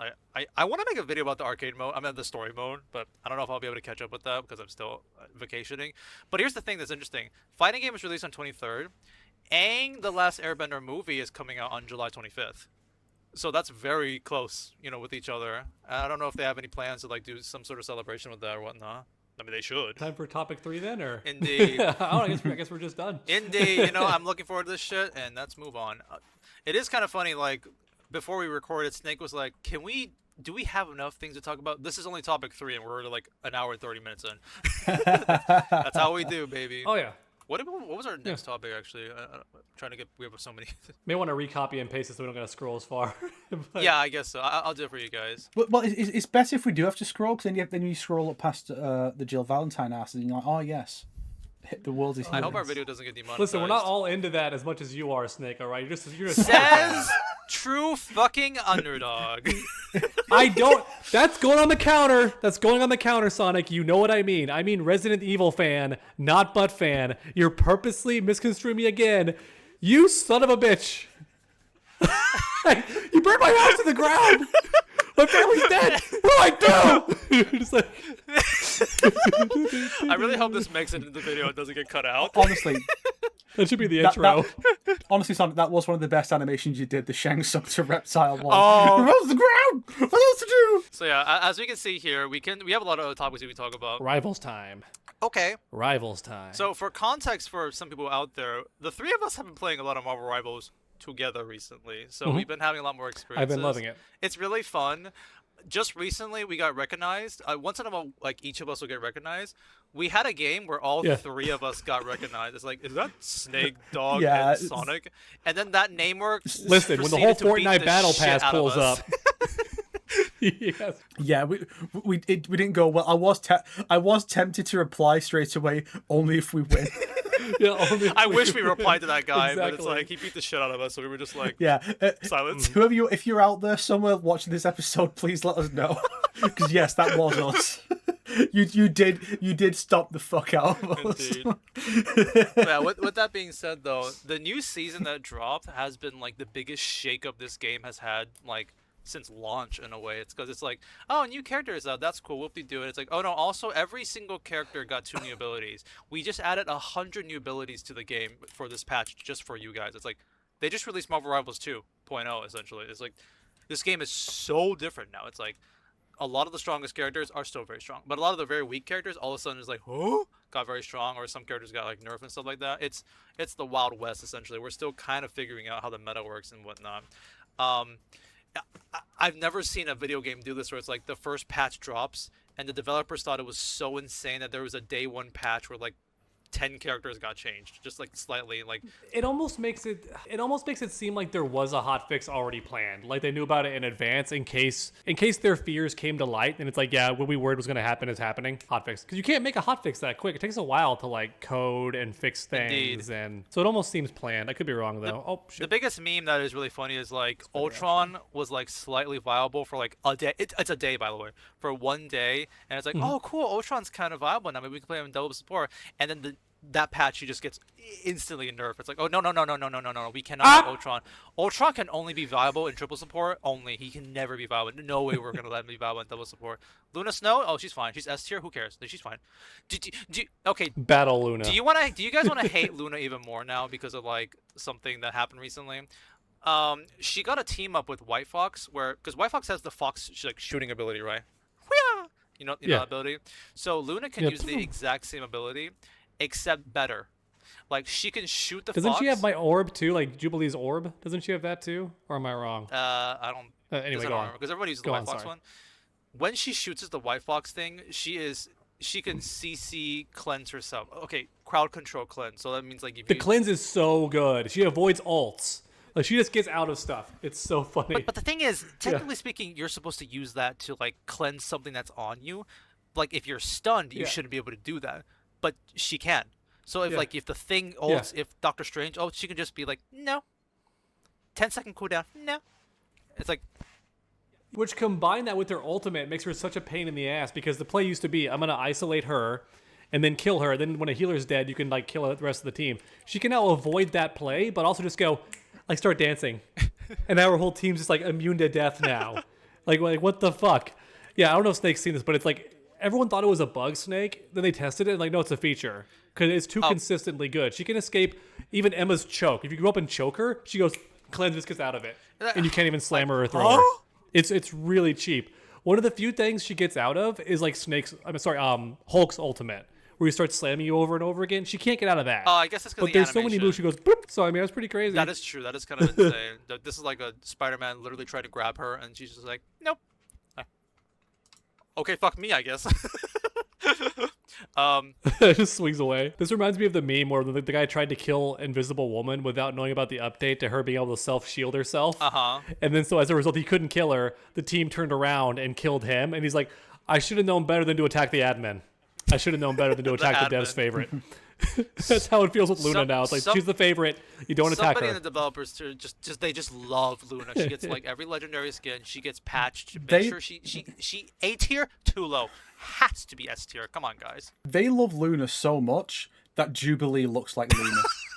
She does. She got same face syndrome. I tried using the mod today. I spent like most of my morning downloading the mods, the mod add-ons, the stuff that helps the mods work better. And it still doesn't work. I still don't have my classic Jubilee. I wanted to use her. Someone put her literal like classic outfit with the shirt and like the correct pants and all that. And her face has changed and the hair is better. Yeah. That's cool. I wanted to use that. Now, to be fair, I don't mind how she looks, but once you've seen the mod, it's just so much better. There's a lot of great mods. You're like, holy shit. Oh, by the way, I gotta send you guys this because I just talked about Luna being super OP and Ultron like getting nerfed instantly. But someone says this is how Ultron can stay relevant. This becomes her. Guys, it's okay. Guan Guan loves me now. But yeah, speaking of Jubilee, any opinions about her? I will admit, when I first started playing her, I had growing pains because I was confused. You do the tick tick boom, right? You detonate your bloom and you think, oh, now I'm buffed. And it's like, no, you have to like shoot somebody with the debuff over their head to get the buff. And now you have the infinite fire. Yes. Yeah, and now you have it. And I'm like, what a weird extra step. It's very confusing. But I guess that's on purpose from the developers. That way, if you don't want to engage the buff until you're almost out of ammo, you can switch to it. And now like you have your infinite and can just keep going. I get it, but it took me some growing pains. And then when I learned you have to recall the bloom over and over again and only detonate it when you feel like it's time to detonate and get the buff, now she's way more fun. I'm like, okay, now I get it. And then with the ultimate, it's so much fun. Just go hog wild when you pop her ultimate because it's so overtuned. Like Shred said, her ultimate's hilarious. Just throw both your bloom balls out, start just spinning in a circle and like your L1 and just and like your ultimate's hilarious. You get so OP. She is definitely mainly about managing her balls. Like it's just about like timing it. It's like you gotta edge it as much as possible. It's like and she's got two of them. Like 5, 4, 3, 2, recall because the cooldown is always like resetted if you don't like let it like pop or let it like expire. Fizzle out. So it's like you need to like control the timing. Like you really gotta edge those balls so you can have ball up management basically and stuff. Which just he's really going for that joke here. He's really going for that joke. I'm not joking. I'm actually being as serious to explain. This is why I have to explain it as serious as I can. You gotta be gentle with those balls. You've got to use them just enough. Okay, not too much. You can't let them fizzle out. Literally. It is funny how there's two of them. Edge those balls. You showed your hand too much. The fact there's two of them makes it even funnier. You can have two orbs out at once. So it does make this joke even more hilarious. And if you excite them by touching them too much, they expand and they get more powerful. Which is a good thing. You want to try your best to like expand them as much as possible. It's like if you're about to lose it, then either pop it or recall it essentially. Your team loves when you have big balls. Indeed. They appreciate it. Yeah, she's fun to play. I also love how if you get dived, she's one of the hardest characters to lose when you're dived. Like I can just throw the orb on the ground and like and pop my like L1 to like fly and get a little bit of a health boost. And then when it ends, you get a health boost too, and it knocks the enemy away. The explosion, yeah. I even survived the Amazing Spider-Man ult. Where he's like, "Don't mess with the," I'm like, bloop, and then I just like put my orb up and I can't die. Wow, nice. Yeah, and you just don't die. You can do it right on top of your head and you won't die if you just throw the orb down. Like you can heal enough to not die. And I'm like, yes, I love this. I love surviving this bullshit. Because normally you're just screwed. Like, I hear, don't mess with the. I'm like, put the controller down. Like, I'm dead. To be honest, though, almost every support in this game has a way to deal with, like, something like that now. Like, almost every support. Like, the supports are very overpowered, like, in this game. After... they were like, oh, I don't know how good supports are in this patch. Don't worry, the day one patch, it's like everybody's ultimate charge time has been nerfed. But don't worry, supports, you guys are okay. Don't worry about it. Cloak and Dagger... You have 3 abilities to escape death now. Have fun with that never dying Cloak and Dagger. Ironically, with that being said, though, she's not the most busted in this meta. She's just always a good character. Luna, Invis, Cloak and Dagger will always just be good. It's Invis, like I'm sorry, Invis kinda isn't that strong in this. Don't worry about it. We're gonna buff 4 of her fucking abilities in this next patch too. Here you go, Sue. And a legendary skin just for you too. Why not? To go with it. It's a good legendary though. But yeah, pretty fun stuff. I wish I could play more if I wasn't just constantly going on vacation and just leaving. I'm like, I want to play the metas, but you know, had to be vacationing with my Based. family. Sigh. I haven't played much either, mainly because so the first day I played it with my friends, which I think was Early July. yeah, it was like the day before we played together. So we played on like Friday, Saturday, whatever, and it was great. It was we won way more matches than we normally do. It was just dominated. It was so good. Then I played with you guys. We won and 6 out of went 8 well. of our games. It was amazing. Yeah. And then after 6 p.m. that day, it went to complete dog shit, and we had like an 8-match loss streak. Hell yeah. Damn. I don't know what. Love it. So that hot fix just fucking ruined it, and I've not been playing, but my friends have, and basically, from what I've heard, they're still losing the majority of the matches.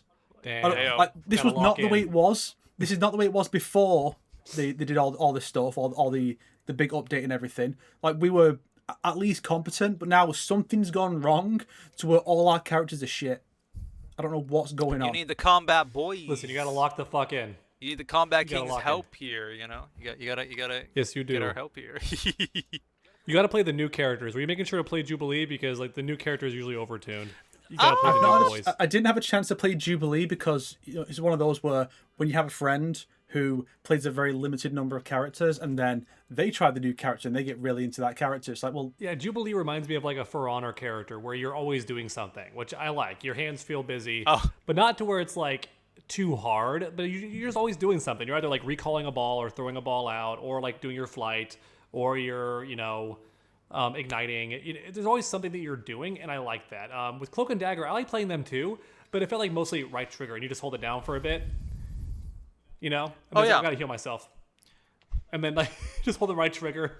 It wasn't engaging enough. So I like how with Jubilee I'm always doing something. Like I Cloak and Dagger is my most played character because I can just win with them. Like I have the highest win rate with these characters, but it's like everybody can probably play Rocket and Cloak and Dagger if they're forced to play support because they are pretty easy. Although everybody can play Cloak and Dagger, but not everybody can play a good Cloak and Dagger. Everybody can play Rocket and like just right click and you do fine. But Cloak and Dagger, I do feel kind of annoyed by some people being like, "Do you know what you're doing?" basically, it's stuff to do. But the way you describe it, you make it sound like it's something sinister. But I had a bit plan that didn't work out. Where I was basically like, okay, so because one of the ideas we had that Dog suggested and then decided not to do it was to start recording the episode. Then he disappears for like 20 minutes. Partway through, and then comes back. So I had this idea where I would just wear the top tier hat and just put up a green screen. I have Dog's background behind me and pretend I'm Dog and just say a few dogisms. That would have been adorable. I was actually legit. I might play Fortnite. I like. I don't know why it sounds like most. I know. But Where are we going with this? Yeah. I might play Fortnite. I like the skins. I see the gear. I want to play Poison Ivy. Does he ever say Gia? No, I don't think so. I would disown him immediately if he did. What's it called? I actually did legit think like if Dog wasn't gonna be here, then we had 20 minutes to ourselves. What would be a topic that would so not interest him that we both could have talked about?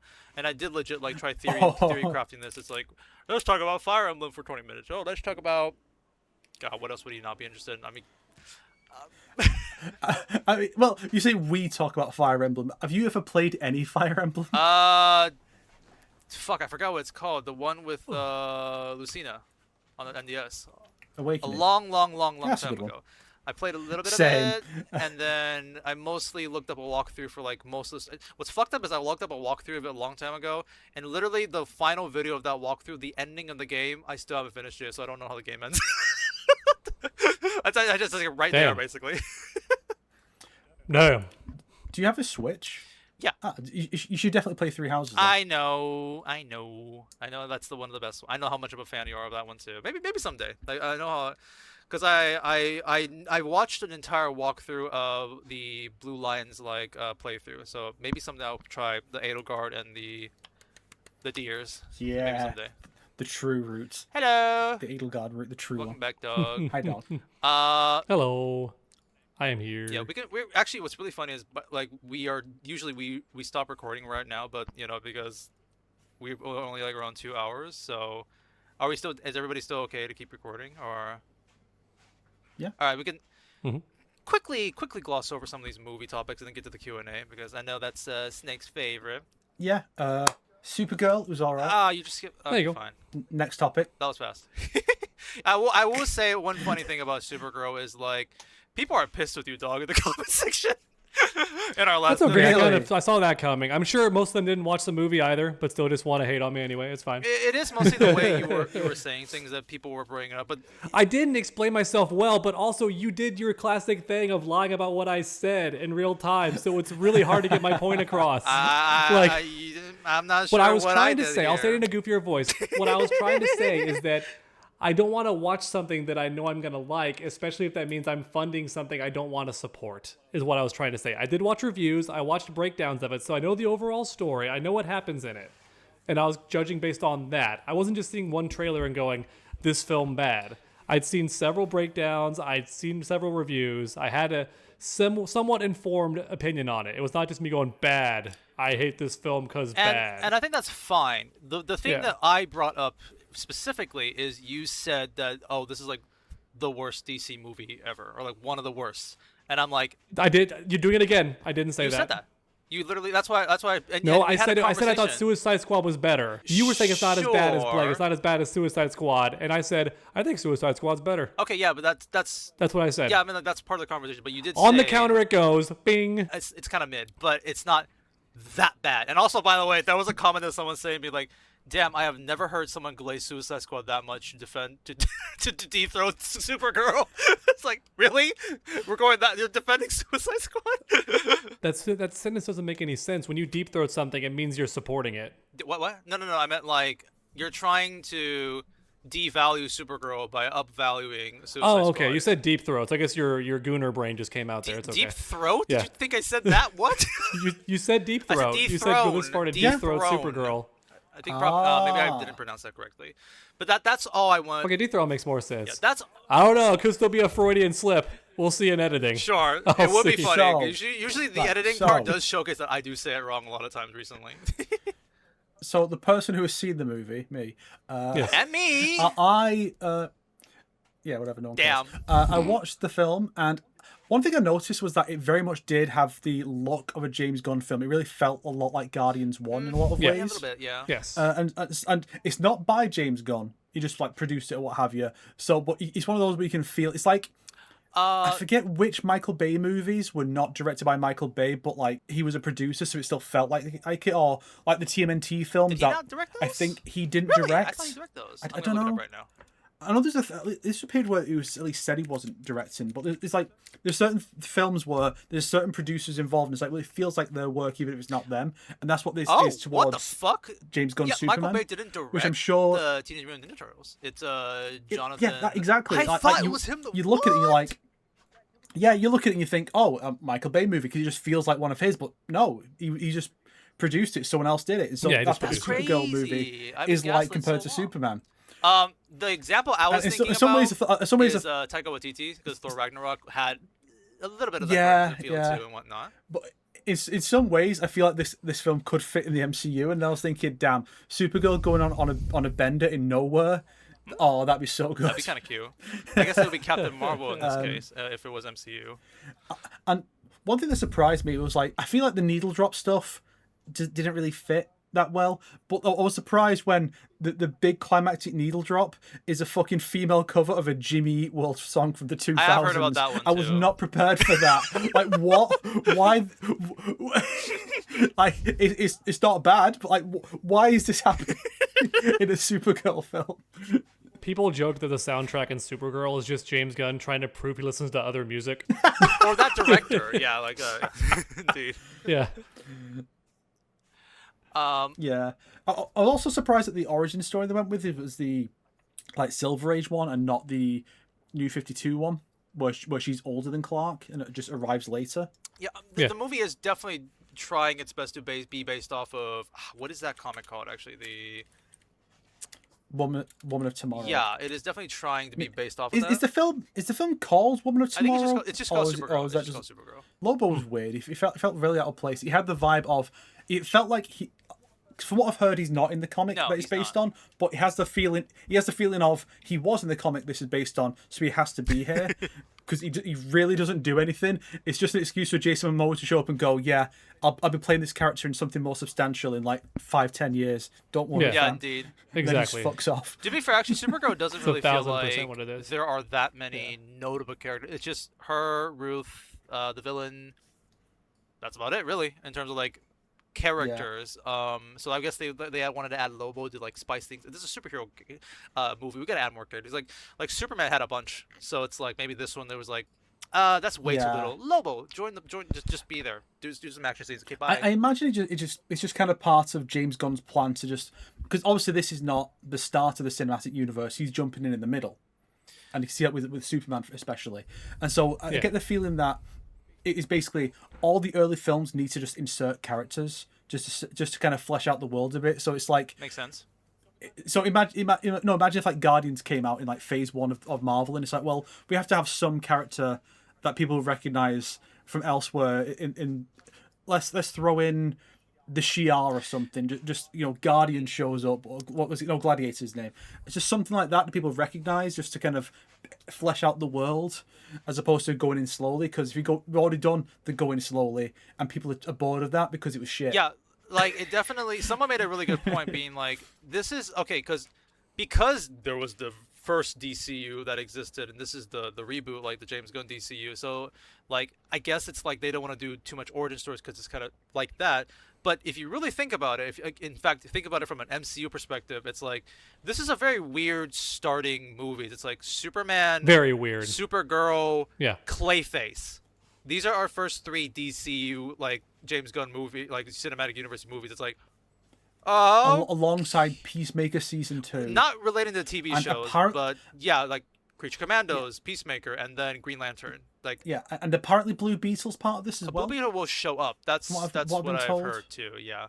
Does that mean the Blue Beetle movie happened? So apparently, at least to some degree, like the same way that Peacemaker did, I think, where it's like season 1 happened, but some things are different. Yeah. Which I imagine one of the things that's different is in this universe that one character does not call Batman a fascist. Previously on Blue Beetle, and he's like, "Yo, that Batman guy, he's a real stand-up dude. That guy, he's always going around and being a very good father to his son." Crazy. That's funny. Real stand-up guy, yeah. But yeah, so Supergirl, everybody, yay! Snake saw it. You know, actually, I just want to bring this up because you brought up a movie you brought up before, which is Supergirl. I did also watch The Mandalorian recently, about a couple of months ago. It is pretty fucking mid. It is as mid can go, in my opinion. People. Wait, is this just the movie or the show? I'm talking about specifically just the movie. Okay. I watched season 1 and 2 and I liked it, but that was like a while back. The movie, it's fine for what it is, but I just don't feel much from it. Some people feel vitriol, like hatred towards the movie, and I'm like, maybe I would feel that way if I'm really attached, but I don't. I just feel like it's fine. Like I'm just like, I'm okay with it. There are certain parts. It's a lot like Supergirl, where people got so viscerally mad about it, and you're just like, it's fine. I don't know what people are so mad about. It's just fine. I guess for Star Wars, it's like, oh, another like unnecessary movie that's been released. It's like trash. It's like, what? Why do we need this? And I'm like, I get if you want to be mad like that for this, but I'm just kind of like, I mean, it is funny because it's like, this is like what the newest theatrical release, and it's like Mando season 4. Okay. Yeah. that is a really funny thing to like go into in terms of a movie experience. If you actually, I have a perfect summary if you want to really know my opinion about this movie. Red Letter Media made a video about this movie. Whatever Rich says in that video, that's exactly how I feel about the movie. Because Mike and Jay hate the fuck out of this movie because of how mid it is, whereas Rich is like, it's mid, that's why I think it's fine. And like they kind of go back and forth about that in that video. It's a pretty good video, and that would be literally about like with Mando or Supergirl. Mando. Now I can talk about a movie that I just saw like this morning, because this just came out. Odyssey. It's time to jump up in the air. Oh boy. Ha, ha, ha. Here we go. The hot topic of this decade, it seems, based on how everyone gets mad on the internet. Indeed, it is very But let's see. weird. I don't know if we want to talk about the controversies or whatnot, because I just want to talk about. If we have to, I'll cover it. I'll jump on the bullet you for fucking that one. kidding me? I'll jump on that grenade. Are you fucking kidding me? My Sorry, fucking camera is dead. Ugh. He's not mad at me for anyone listening and not watching. He's mad because his camera turned Yeah, off. my camera is like over. This has never happened before. I don't know why my camera is overheating so constantly. Like this does not happen like before. Okay, I guess you're gonna see PNG me giving like the smallest review. It's because it's a hot topic, Sonic. Haha. Indeed. Okay, but the funniest thing is, it's like, because there's so much controversy about like how this movie is gonna be like the worst thing ever. I watched it and it's like the best thing ever. It is actually like, not even joking, like not even trying to like use the meme to like describe it, but literally, absolute cinema. Like it actually just genuinely. Okay, well there you go.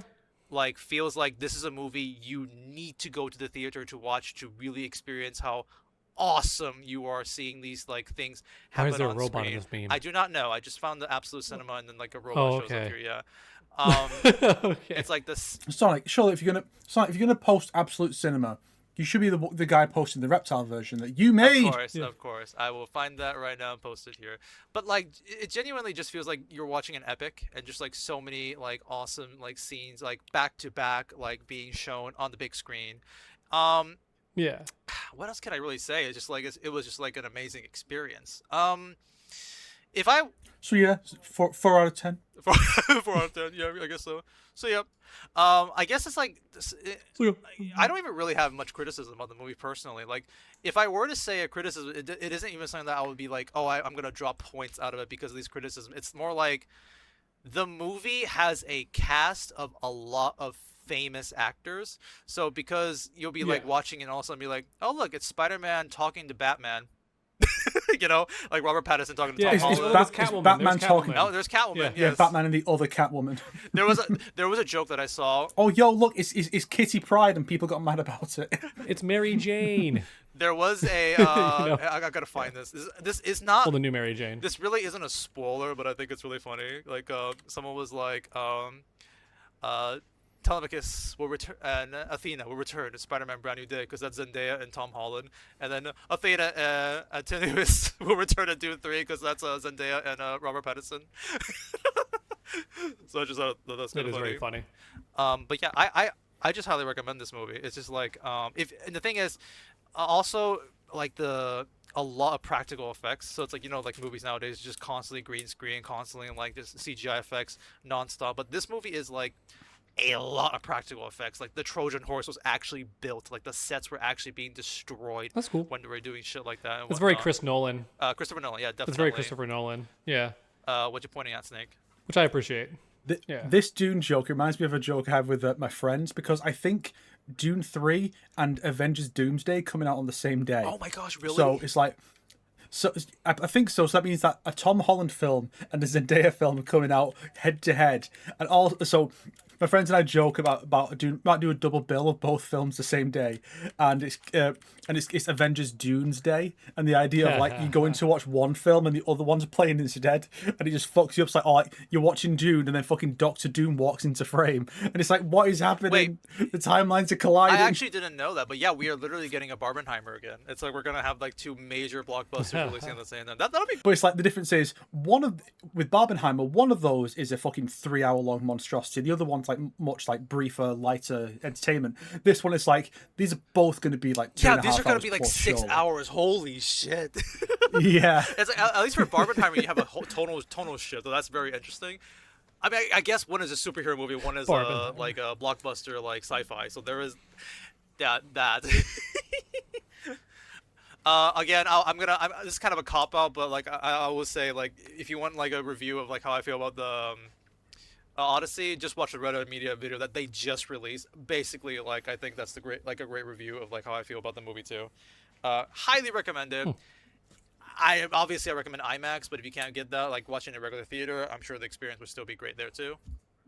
If you don't mind, you know, some of the characters' helmets getting like chopped in half because of how high they are in the IMAX. I don't know if you've seen some of those memes. Well, they are giants. I mean, yeah. But yeah, great recommendation.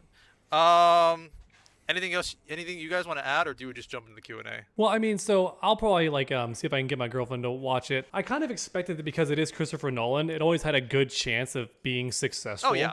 You know, despite all the outrage and stuff. So I'm glad to hear that it's a good movie because that means Christopher Nolan keeps being an awesome director and he's good at making films. There will always still be the question of why the weird casting choices. That's always going to be brought up because it is always going to be like, why? It does feel weird. Sure, this is like Christopher Nolan's adaptation and like his version of it. So there are literally like the final message or like how the movie is portrayed. Like the arc Odysseus has, I believe, is not the same as like the Odyssey. It's like the Odyssey is just he goes on the journey and that's it. But like the ending of the movie, like the whole thing that they give to Odysseus at the end is like, oh, this is a different message, or they're trying to portray something interesting here. And it's like, now I get why Christopher Nolan decided to make this like why would you want to make the Odyssey? What kind of story you're telling? Is like, oh, okay, you are telling it your version of the story, and it's great. I like it. And the thing is, it's like I did see that too. It's like, oh, critics are giving this high praise. Is this like bought off? Is this like some sort of conspiracy? And like the next day, it's like, oh, audience score going high up. Now it's been like only the second day. It's like IMDb 8.4, Letterboxd like 4.3. It's like, and look, people have watched the movie too. It's just like, no, there is no buying off whatsoever. This is just great. This is just a very good movie, basically. I think you'd like it too, Dog, because like it does give off that epic feeling of watching a Dune movie. Okay, Snake is back, so you didn't hear what I just complimented because I know he doesn't like that movie. Were you complimenting Dune? No, you don't know. I heard you say Dune, you motherfucker. You gave away all the context clues, you fucking dipshit. Like Doom. Maybe I'm talking about the Doom movie. You have not seen the Doom movies. Featuring like what was it? Was it the fucking Rock in that or something? Okay, so I have the question here, and this might be this. We could probably end this off with this question if you guys wanted to, but like it can be a long question because maybe we have to think about it, but I think it's a cool one. This question was asked by Black Odinson 2454. I'm sure I butchered your name. Sorry about that. And this person says, best and worst decisions ever made by both Midway and NetherRealm. That's very broad. Just, I guess, whatever you think would be like their best and worst decisions that they've ever taken. I mean, obviously Twindell is one of them. That's a good one. And it's funny because I was thinking of this on the drive over. I don't know why. I just randomly think when I'm like about random things and situations and topics. And I was thinking to myself, it's a weird point, but it's like Snake nailed it when he said they made her evil just because they think it's better for her to have agency and be an actual villain than to be a good person without her agency because she's not in control. I thought, how weird have we regressed as a society where that's our perspective? Not us, because me and Snake are normal.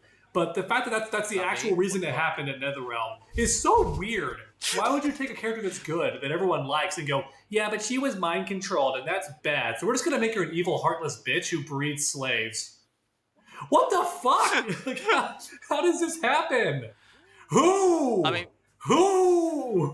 mean, it does. You can simplify it to just like Chronica, the whole like time traveling shenanigans. So like, oh, actually, everything revolves around Chronica. Everything revolves around like this time shenanigans. And then the next game, it's like actually everybody. Except they made a retcon to justify it. Stuff like that. Like those are some of the worst decisions that I think NRS like probably has done in terms of story mode. I would say time travel being introduced. It could have worked, but in the long run, what we have gotten since, what has resulted from the introduction of time travel in MK9, has been fucking horrendous. Oh, all the way from MK9. Oh, okay. Yeah, because like the foundation was laid by MK9. Fair. With the whole creating a new timeline. Whereas if they just continued from where it was, or just we could have had more games, like a more interesting continuing narrative with a new generation or something, or they could have just restarted over and either just done a whole new storyline or just retold the stories as they were, just like now with modern technology and storytelling methods. Any of that would have been way better than this stupid bullshit that has resulted in a multiverse that they don't know what to do with. They did it because that was the in thing when they started working on the game, and by the time it came out, everyone was past it. It's just absolute nonsense. They don't explore interesting ideas with they had some interesting ideas with the time travel, the way certain characters interact. When it comes to the multiverse stuff, they don't do anything like that. And now we're at a point now where I'm thinking they're probably not going to expand on it. They're probably just going to drop it. I have like a couple lines referencing it, but mostly just go, we're just going to move away from this stuff because no one fucking likes it. Yeah. Yep. It's weird. They're stuck in some middle area where it's like they wanted to make big changes, but then didn't make big changes with other stuff. It's like, you gotta make up your mind. Either it's a completely different reality where it's so different that we can night and day tell. Like, if I glance at Johnny Cage in your new era, I should immediately know it's like the new era Johnny Cage. No, it's just Johnny Cage. Like, gameplay-wise, he's different, but otherwise, he's like unchanged. You know what I mean? That's the problem. But then you have huge changes. Like, yeah, it's not even Scorpion anymore. It's literally Sub-Zero. We just gave him Scorpion's powers. And it's like, oh, huh, odd. Yeah, there's a fine line for doing something like this, and they just kind of really balls it all up. Because you want things to be you want some things to be different, but things still need to be recognizable, and it is a difficult balance to achieve. It's just the way they've gone about it when you really realize that almost every change they've made is basically just it's the same as it was before, but with a slightly different flavor. It leaves you wondering what was the ultimate point of all this. Yeah, I think Snake is doing a very interesting take where it's like, just when you adapt something, usually it's like, oh, it's a fine balance, like you said. What's really funny is there's a very good example that came out recently where it's like something that tries to be one for one like the original, and people just fucking hate it. The recent Moana live action movie. It's like, why are we hating this? This is just one for one the exact same thing. This should be perfect. People like Moana, right? And it's like, but this sucks. We don't want this. Like, we just don't. Why are we watching a worse version, an inferior version of the original, guys? That's one of the tricky parts is when you do things like one to one the same. When you have, it's not the same as when you go from like a book to a film or like a comic to a film or what have you. But when it's even if the style is different, one's animated, one's live action, or if you go from like a scene in a game to doing it in the film, when it's one to one the same, they're going to get directly compared, and people are going to usually say the new version is worse. Yeah. So then you're there thinking, so if the version you're making is not as good, why are you even making it? Like if someone wants to watch Moana, they can watch the original Moana. The live action version has no reason to exist. It's not trying something different. It's not doing like a Cinderella or a Maleficent where it's a new spin on the material. Whether you like that or not, yeah, indeed. They did something different. It has a reason to exist. This is just borderline shot for shot the same and doesn't have anything new to say. It looks worse. Like the original movie is beautiful. It's one of the best looking Disney films they ever put out. It looks so good. And this version, well, it's live action, has to be realistic, certain everything is green screened. Every fucking background and shit looks so fake throughout the entire movie. It's like, isn't this supposed to be like an environmental movie of how beautiful nature and shit like that? And all these characters are just like behind a green screen doing everything. But yeah, but like also we were just talking about like good adaptations. Is like I just talked about the Odyssey. It's like it is a Christopher Nolan's take on it. Yes, things still go the same way as the story, but you can also see his own version and takes and whatnot that make it interesting and whatnot. And you know to a degree, I would even say the Sonic movies. It's like, oh yeah, that's the Sonic Adventures 2 plot, but it's so much like the movie's plot. It's its own thing at this point, and it's great. Like we like this change, we like this story that's being told, even though it's not the original and it's a new thing. But it's like there are parts of the original and then there are parts of the new thing. It's a balance. The Avatar.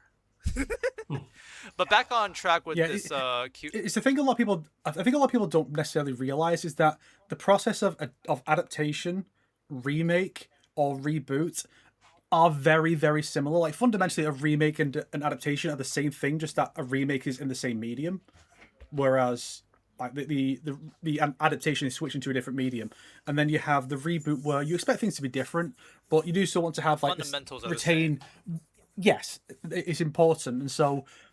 But the problem is this kind of discussion gets poisoned by a lot of people who will just blindly defend the thing and say, "Oh, you just want it to be one-to-one the same." No, we don't even say that. Very few people. There'll be people who will want that. Obviously, there'll be some, but then people will be like, "Oh, so you don't like the thing, therefore you must feel the exact same way as these other people who don't like the thing," which is a ridiculous, childish, shallow view of the world.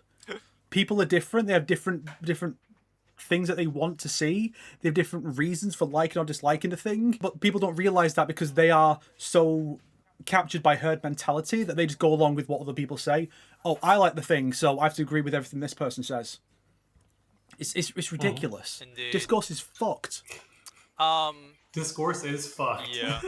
So back on track, like, I think we kind of just talked about some of the things that we dislike the most about NRS. Now that's actually story related. Obviously, we can go into things like, well, NRS censorship. Sure. Yeah. Yeah. Sure. I was gonna say microtransaction, but that's Dawg. Perfect answer from you. Well, that's an industry problem. I feel it's not necessarily like fair. Plus, if we do it the right way, if done the right way, microtransactions can be good. It's just got to be done the right way. The problem is fighting games still haven't figured out how to do it. Like 2XKO, for example, is still charging for characters. So like they're halfway there. I love how with Marvel Rivals, I'm so ready to buy the costumes because I know the characters are free. It's really cool in that way. It's a little tricky. With 2XKO, when a new character shows up, I don't really care because I have to buy it's a tricky balance them. because Rivals, even Overwatch, is like a game where you can play everybody, whereas like 2XKO and League of Legends is not. Like buying the characters, unlocking the characters is unfortunately the process of that free-to-play model. But like I actually think it's like company money-wise is like if they can allow that to be done. Yeah, but what I'm trying to get at is that I think free-to-play, like people are okay with microtransactions when it gives them free stuff in exchange. When it's like buying and then more buying, that's when it's annoying and an issue. So the fact that I have to buy Mortal Kombat and then there's microtransactions, that's the annoying part. But if it was free, hell yeah. Yeah, and I also want to give an emphasis to Marvel Rivals. That game for an online free-to-play game is a little too good. It's like we're getting new characters every month. The game constantly throws blue tokens at you, which you can buy skins and shit like that. It's just like I think Marvel Rivals is a little too good compared to its competitors, which is I'm just saying it's a good thing, but I'm also saying that that's high bar when compared to other things. Mm-hmm. Were you gonna say Snake? I just gave myself more editing because my audio cut out. Go ahead, Snake. Yeah. Am I crazy, or is there a current fighting game where you can do training mode or something with the new characters even if you don't buy them? I think most of them you can do that actually. Try them out. Like, I think Mortal Kombat you can do that, Tekken you can do that, Street Fighter you can do that. Mm-hmm. Am I mistaken about this? Well, it didn't used to be a thing until very recently, but with Mortal Kombat, I think MK11 was the earliest to do it, but the catch was you could only play them in the towers. So my audio just keeps canceling for some reason. I don't know why. On our side, we keep hearing you swap microphones. It just keeps going from your current microphone to like the bad microphone. Well, goddamn it, I only have one plugged in. But yeah. So it's just Reaper then being stupid. Like Reaper is forgetting. I hate when it does that. It's like, we all have Reaper technical issues. Dog's microphone and my camera overheating. Which one does Snake use again? Snake, what do you use for your audio again? What do you mean? What do you use to capture your audio? What program? Audacity. I'm just gonna use Audacity. Fuck this Reaper shit. I'm done with Reaper. It's like made for instruments and bands and stuff, so it should work with just vocals too. So the thing is, I'm sure we've mentioned a lot of negatives about NRS throughout the years, like all the time. So a lot of these aren't like new news. But best decisions, I'll just start. Kari Hiroyuki Tagawa, Shang Tsung. Yeah, easy. Human Reptile, the swaps is pretty cool. Like bringing back Human Reptile. I mean, because he was gone for a long time. I think Mortal Kombat X Reptile and I guess Mortal Kombat 9, and then Human Reptile that can transform into lizard form reptile, like Peak. I love those. Those are some of my favorite reptile designs there. So I'll say that personally. Redeeming Ashura was cool too. I like their version of Ashura. Yes. MK1 did some things really well. The problem is that it's all the minor stuff. Here, I actually thought about making a whole video of all the little tiny things that NetherRealm does that are like Easter eggs that people just don't appreciate because they don't notice it. 'Cause it's such a minor thing. Like for example, Scorpion's second fatality in MK1. If you're like a casual old school fan, you know it's a reference to like in UMK3 when he summons the horde of like scorpions to jump your ass, right? But if you look even closer, the weapons that the minion scorpions use are from his combos in those early games. Because you know he pulls out a random battle axe in the middle of like his target string? Yeah. That's why one of the scorpions has a battle axe. It's a reference to that. And that's really cute. The same way that like people got mad at Noob Saibot, including me, for having green glow in his attacks, but that's a reference to WaveNet, the first game that he was ever playable in as a separate character, and he had green in that game, like green little hues to his moves. That is cool. So that's why he has that. The problem is no one cares that they're doing like these cool deep cuts, but then these dumb big decisions that everyone notices. So that's the real issue. That's actually why I try my best to dive deep into the things that I liked about Mortal Kombat 1 throughout my Suck series, just because it's like I do try my best to notice these, and I will point them out, and like as a little cool fact and stuff like that.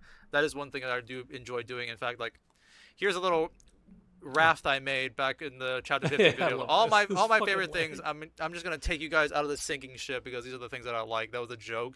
It's like I do appreciate a lot of stuff in Mortal Kombat 1 still.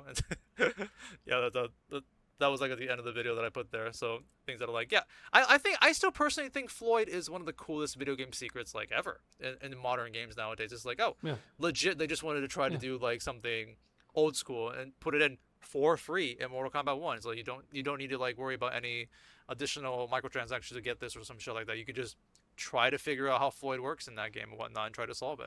Like, and I think that's I why think I'm that was wearing really cool. pink because. Hey. That's why I'm wearing pink because I love Floyd. No, just kidding. The funny thing about the Floyd thing is you can tell the developers probably expected it to take way longer for us to finish and crack that code. Oh, for sure, yeah. But then in comes the Thinny with this app that he made, like an actual software program you can install that like helps you find it way faster. Not only and the whole community coming together. Not only that, but people already figured Yeah. out every single like hint in the codes. It's like here's all Yeah. like 37 of them. Just like what do they mean? That's figured Well, out. that's what I mean. guys. Like the app does that. Like it shows you like all the stuff that you have That done too. and what you still need to do and try. But Yeah, originally it which was is like fun. you need to play 500 games, and then all of a sudden Floyd will come out with the hint. Whoa! And we got to get together to find all the hints, and it's in the file, so we can just grab all the hints. That's things you have to remember. In the very early days, it was literally just the community coming together and being like, okay, well, I found this thing. And so it's like, as people would check that, oh, that's not quite what it is. Oh, yes, that is correct. And there was a spreadsheet. It was like an Excel sheet originally. And then, the Thinny kind of made the app after that. Like, Yeah, putting all that's that true. data in. So it did take people a while. It wasn't just oh, Thinny comes in, data mines, makes the app, boom. It's like, We all there came was like a big together. community aspect. Yes. Yeah, which is Yes, obviously we all what NetherRealm wanted. Like that's like that is ultimately what, because it's always been rumors. Like it's not just things that you notice and try and figure out yourself. It's you talk to other people about it and then word spreads. That's always how MK's secrets have been. It's not you see that the hints for a reptile fight and you go, what does that mean? Oh, I'll figure this out myself. No, you talk to other people, and so it's a way of evoking all of that stuff, and they definitely succeeded. Yeah. So I'm considering this to be one of the best things they did at NetherRealm's done, for because sure. it I was think, a really cool thing they did. Like 10 years later down the line, we'll come back to this being like, that was a really cool shit that they did. Like that just for free and like for fun and like get the community together for this little short period to figure out about Floyd and shit. Like that, I think that is a really cool secret they've done. If I'm trying to think of like something cool they did for like every game, like MKX, and I mean, oh, wait, hang on. What was the question again? The question was. Oh, The best and worst things that Midway and NetherRealm have okay, done. I'm gonna try to limit this to Mortal Kombat because technically you can put like the mobile games or even Injustice into this conversation. Yeah. But I'll try to be more like Mortal Kombat. I'm just trying to think that Mortal Kombat X. Oh yeah. I mean, one could argue the worst thing they did was help to propagate the evil Superman idea. They were basically the first. 'cause- They were kind of the one that made it popular back in the day. There've guess been they are. plenty of examples before, but they really were what made it mainstream. I've heard Zack Snyder specifically took influence from that for his Justice League Would not be ideas. surprised. It did I- feel I- like that. I don't know if that's true or not. I just what I heard in some video, but Makes sense. That would be funny. would not 'Cause be even- surprised. He even says Lois is the key, which like implies that Lois dying is what makes evil Oh, Superman. yeah, I'm like, like that's just Injustice. Injustice Superman. And Wow. then you find out in the Snyder cut that yes, that is exactly what he means. I still find it so funny that in the original, when I saw that weird time travel part and the guy reaching out, I got one for Mortal Kombat 9. I do think it's really awesome literally seeing the original trilogy stages and like characters or all these references highly modernized like HD like versions of them. It's like, oh, here's the pit. Yeah. And now we got a cool stage That is cool. version and stuff like that. And I think seeing, very classic things, because it's really like original classic things being, I think it's one of the first times it really was portrayed in like a AAA like budgeted like 3D looks and whatnot like back then. So it was really cool to see that in Mortal Kombat 9. I think my compliment for Mortal Kombat True. 9. Unfortunately, there's things I can compliment in Mortal Kombat X. I just don't know why I can't think of stuff that's like the best they've done in that game in my head right now, like on the fly. The best thing they did in MKX was introduce Coastal Khan. The best thing they did in MK11 was paralyzing. and then that led to Sonic's big meme. So Indeed. yes, Hey, take I'll credit for that. I'll give an FGC LARPing opinion. Mortal Kombat X is the best Mortal Kombat game ever, and it's really fun. It's really fast. You can run. It's really rush down fun and shit like Oh my that. I love that god! game. Oh my god! So there you go. I'll say that for Mortal Kombat X. Why not? Okay. It's Mortal funny. Kombat is fun. It's just funny when if someone says that running is one of the big things that makes it good, because it's like MK4 had running, and you're not saying that's one of the best games ever. It works better in MKX, I guess. Yeah, well, it's because there's a lot of like new Mortal Kombat fans that started with MK9, so to them running was new. You can run in mythologies. You can run in special forces. This is not a new mechanic, guys. Oh yeah, I think one more cool thing that NetherRealm did. So I know they go overboard with the guest characters, but I think just introducing the idea was cool.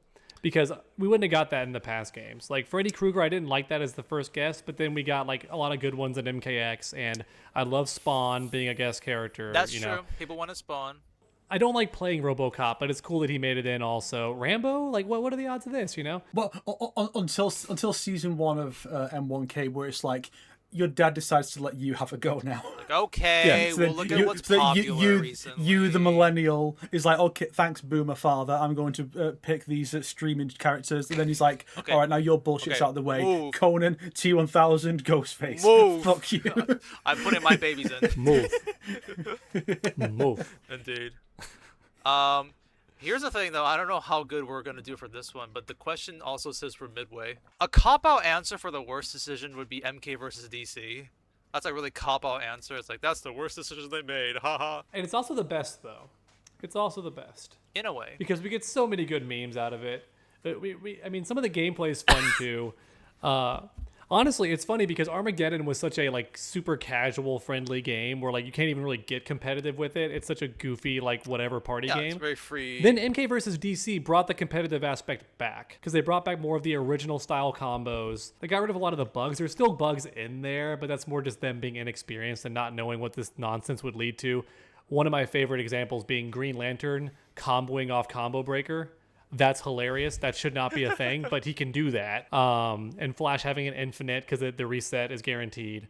Little stuff like that is busted. But hey, we get Katana doing a ball roll, which is super funny. And that's only because they couldn't put Melina in. So they're like, we're going to give her the ball roll.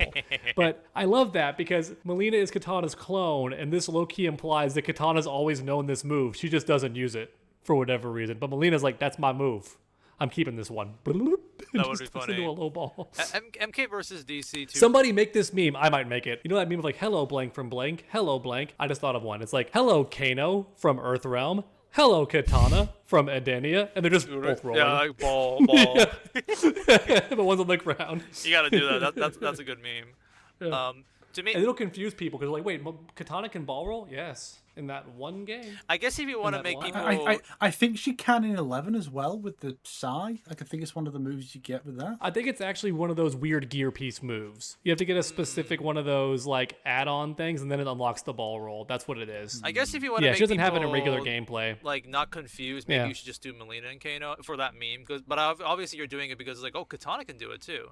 So if you want to do that, maybe you should do Katana Sure. and Melina. Alternatively, Yeah. you could do Hello Melina, Hello Katana from Mortal Kombat vs DC Universe. Yeah, exactly.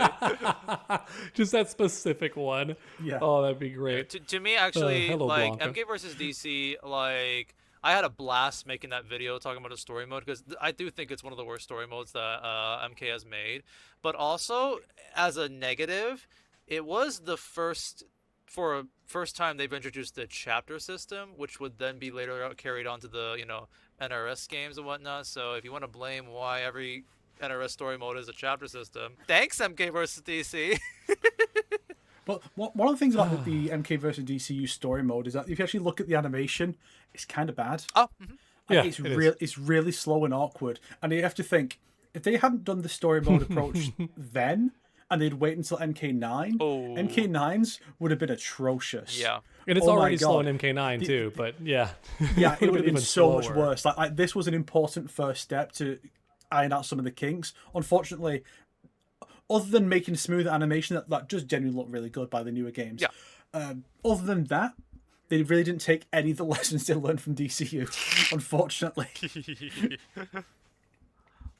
I do think the approach of the having pro- two the- story modes, like, and you have to see both perspectives and play both of them, is concept-wise it is kind of cute. I will say that. The big cop out for best thing Midway did was creating the series.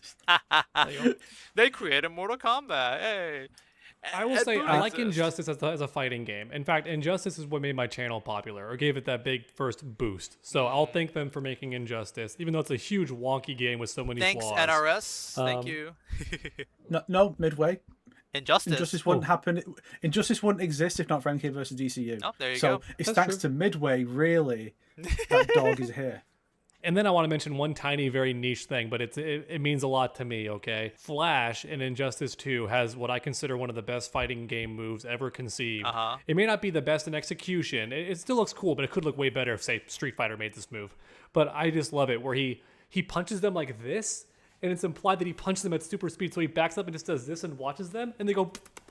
They get hit by punches after he backs away. Like they're just still catching cool. up Yeah, to like yeah. his speed. I love that move. I will always thank them for Deadly Alliance. That's the game that I keep coming back to as like this was the big change that Mortal Kombat really needed. MK4 was weird. Yeah. Snake is the 3D era Glazer here, so you know he is gonna definitely love those games. Yeah, it is hard to pick out like the best thing that Midway did. That's not just deception. They made deception. Yeah. You don't understand. You don't understand. They made deception. They made deception / mystification. This reminds me of like when the allegations came out for Michael Jackson, and there were all those jokes, including Dave Chappelle being like, he's on the stand, and they're like, "Do you think he did it?" And he goes, "No way. He gave us Thriller." Leans in, grabs the mic. Thriller. Like he gave us the album Thriller. That's how I feel. Like, do you believe that Midway did all these terrible things? No way, man. They gave us Deception. Unchained. Like, come on, man. They gave us They gave us Yeah. Motor Combat. True. I Yeah. forget how many.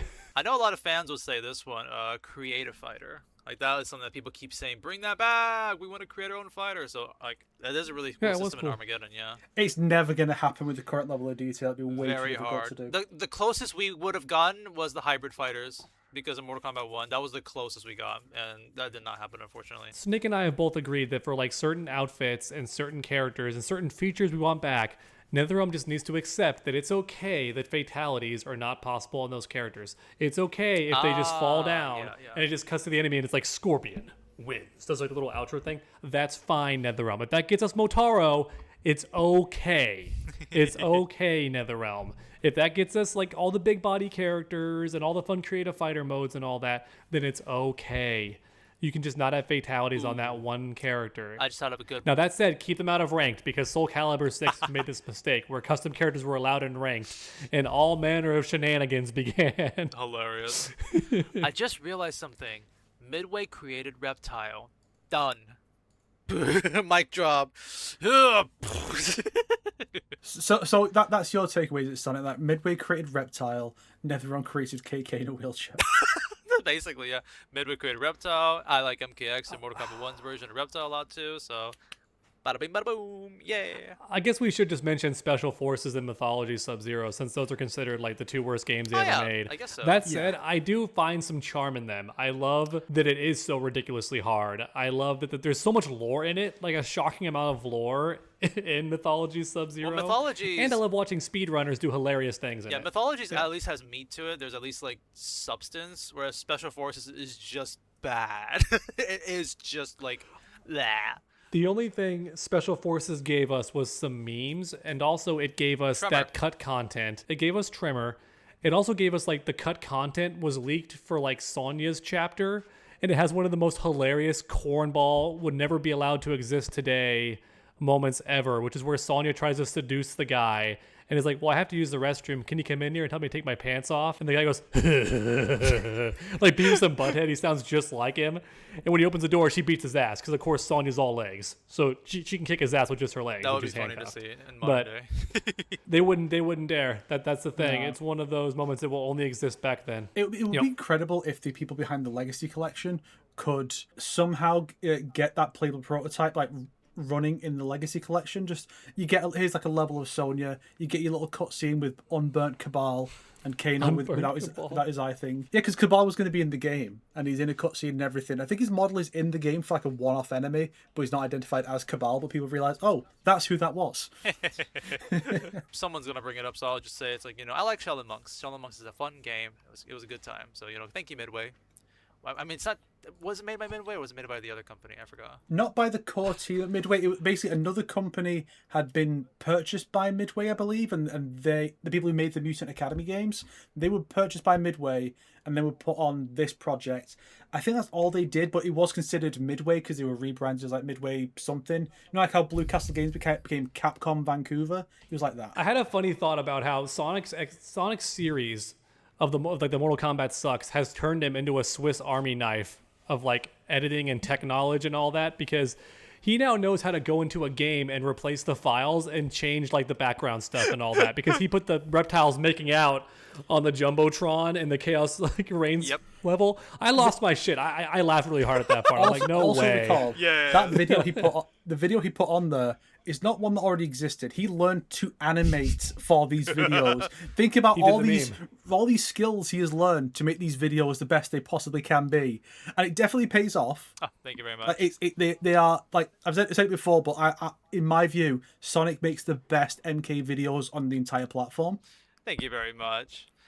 And so if you're gonna rank them, it's like number 3 would be like M1K sucks, when the whole thing comes out because it's phenomenal.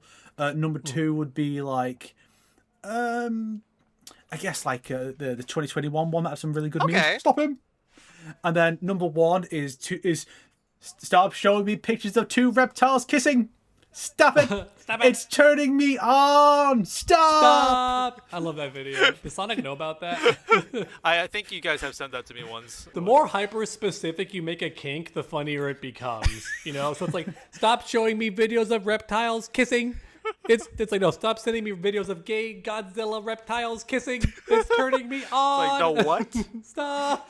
It actually, when you were saying that, it reminds me of like the bit I got the artist who draws a lot of my sexy reptiles, a BK Hat, where I'm like, hey, could you make like the 95 reptile sexy? And she's like, this is sickness. Stop making me draw reptile cock. And then like cuts to like, oh, sexy reptile right here. It's like, yeah, this is a sickness. Get help. Stop asking me to do these things. And you're like, $200. You're just like, say no more. Fine. Because to go with your story, one time recently when a relative of mine was interviewing for a job, I had to drive them there, and then I was kind of stuck with nothing to do. So I brought my sketch pad, and I'm drawing in like this coffee shop, and I'm an okay artist, so I'm sketching. But I just now thought to myself how funny it would have been if someone walked by, because I was drawing like this busty like warrior mermaid character, but she's covered up. But the problem is when you're first drawing a character, they are naked because you're just getting the silhouette down and like where stuff's gonna be. Yeah. And I wonder what someone thought if they were just like walking by and just saw this big titty like curvaceous woman, and as I'm in the middle of drawing. And they can't think I'm a gooner, because if they saw my previous page, they would have saw a really buff shark man doing this like bodybuilder pose with like cute little swim trunks. and it's amazing. So I've drawn both, okay? I've drawn both. And I also find it funny. Never mind, this is more of a topic afterwards. I will silence myself now. Get fucked, viewers. You don't get to hear the story. Yeah. It's not X-rated or anything. It's just that it's so niche and specific that I don't think the audience would care. It'll exist in the non-existing Patreon exclusive episode, guys. Don't worry about it. We gotta start doing that, damn it. We gotta start doing 2 things, guys. We gotta start doing these videos live and stop being fucking cowards so we can get real-time donations. And we've also got to start doing like extended versions that are paid for on Patreon. We got to do both of these things. Y'all gotta learn to sell out like me. So in my opinion, I like the former. We're definitely not doing the latter, but I think the former would be kind of fun for like an episode 100 or something. Yeah, well, yeah. Whenever AI gets good enough, I'm gonna secretly axe Sonic and replace him with AI Sonic, and he'll be on board with all my ideas. Damn it. He'll be the same in every way, except he'll always agree with me. You can just put my text-to-speech audio and pretend it's me, and nobody would notice. Well, we could do for episode 100, or the 4th of September is when in 2022 is when the first episode went up. For the 4th anniversary, we could try a live episode out. Ah, one of those could work. Indeed. What do you guys think? What do you in the comments? Tell us. Yeah. Just because I scrolled down through all the episodes to find that day to realize, oh yeah, episode 3's thumbnail where Sonic's like about to suck She-Hulk's toes. I wonder who made that. Oh yeah. It's been a while. That's one of our best performing videos, so I knew what I was doing with that one. I cooked with that one. Look at that dirty ass fucking keyboard. Fuck you, animal. Fuck you. You I absolute only was animal. there for like You absolute 0.5 animal, seconds. Sonic. Fuck off. That is an Asmongold do keyboard. not He show would be that. proud. Do not That is show a that. dirty. That is a crusty as fuck keyboard, man. It is. It is. I don't want to think about what that keyboard's seen. Listen, Asmongold can be fine with that shit. I'm fine with that shit. Don't say that in the days I'm following back. the dirty toilet incident. Jesus I'm back. Christ. Okay, you didn't see. There's no crusty ass keyboard fucking shenanigans that exist. Okay, no, I'm back. I hope you don't end But, the yeah. episode with crusty keyboard or some shit. I'll end the video. However, Snake decides to end the video. Dog, you can make it that when his camera cuts out, it cuts to Sub-Zero falling to his death with Sonic's face all over it. And you're going, oh. Sonic, actually, turn your camera a bit to face the green screen. Yeah, do that. Do Okay, it. okay, I Scoot back can a try little my bit and best. Do the fall. Okay. Yeah. Okay, I'm gonna see this. Okay, there you go. I have no idea how it's gonna look. Ah!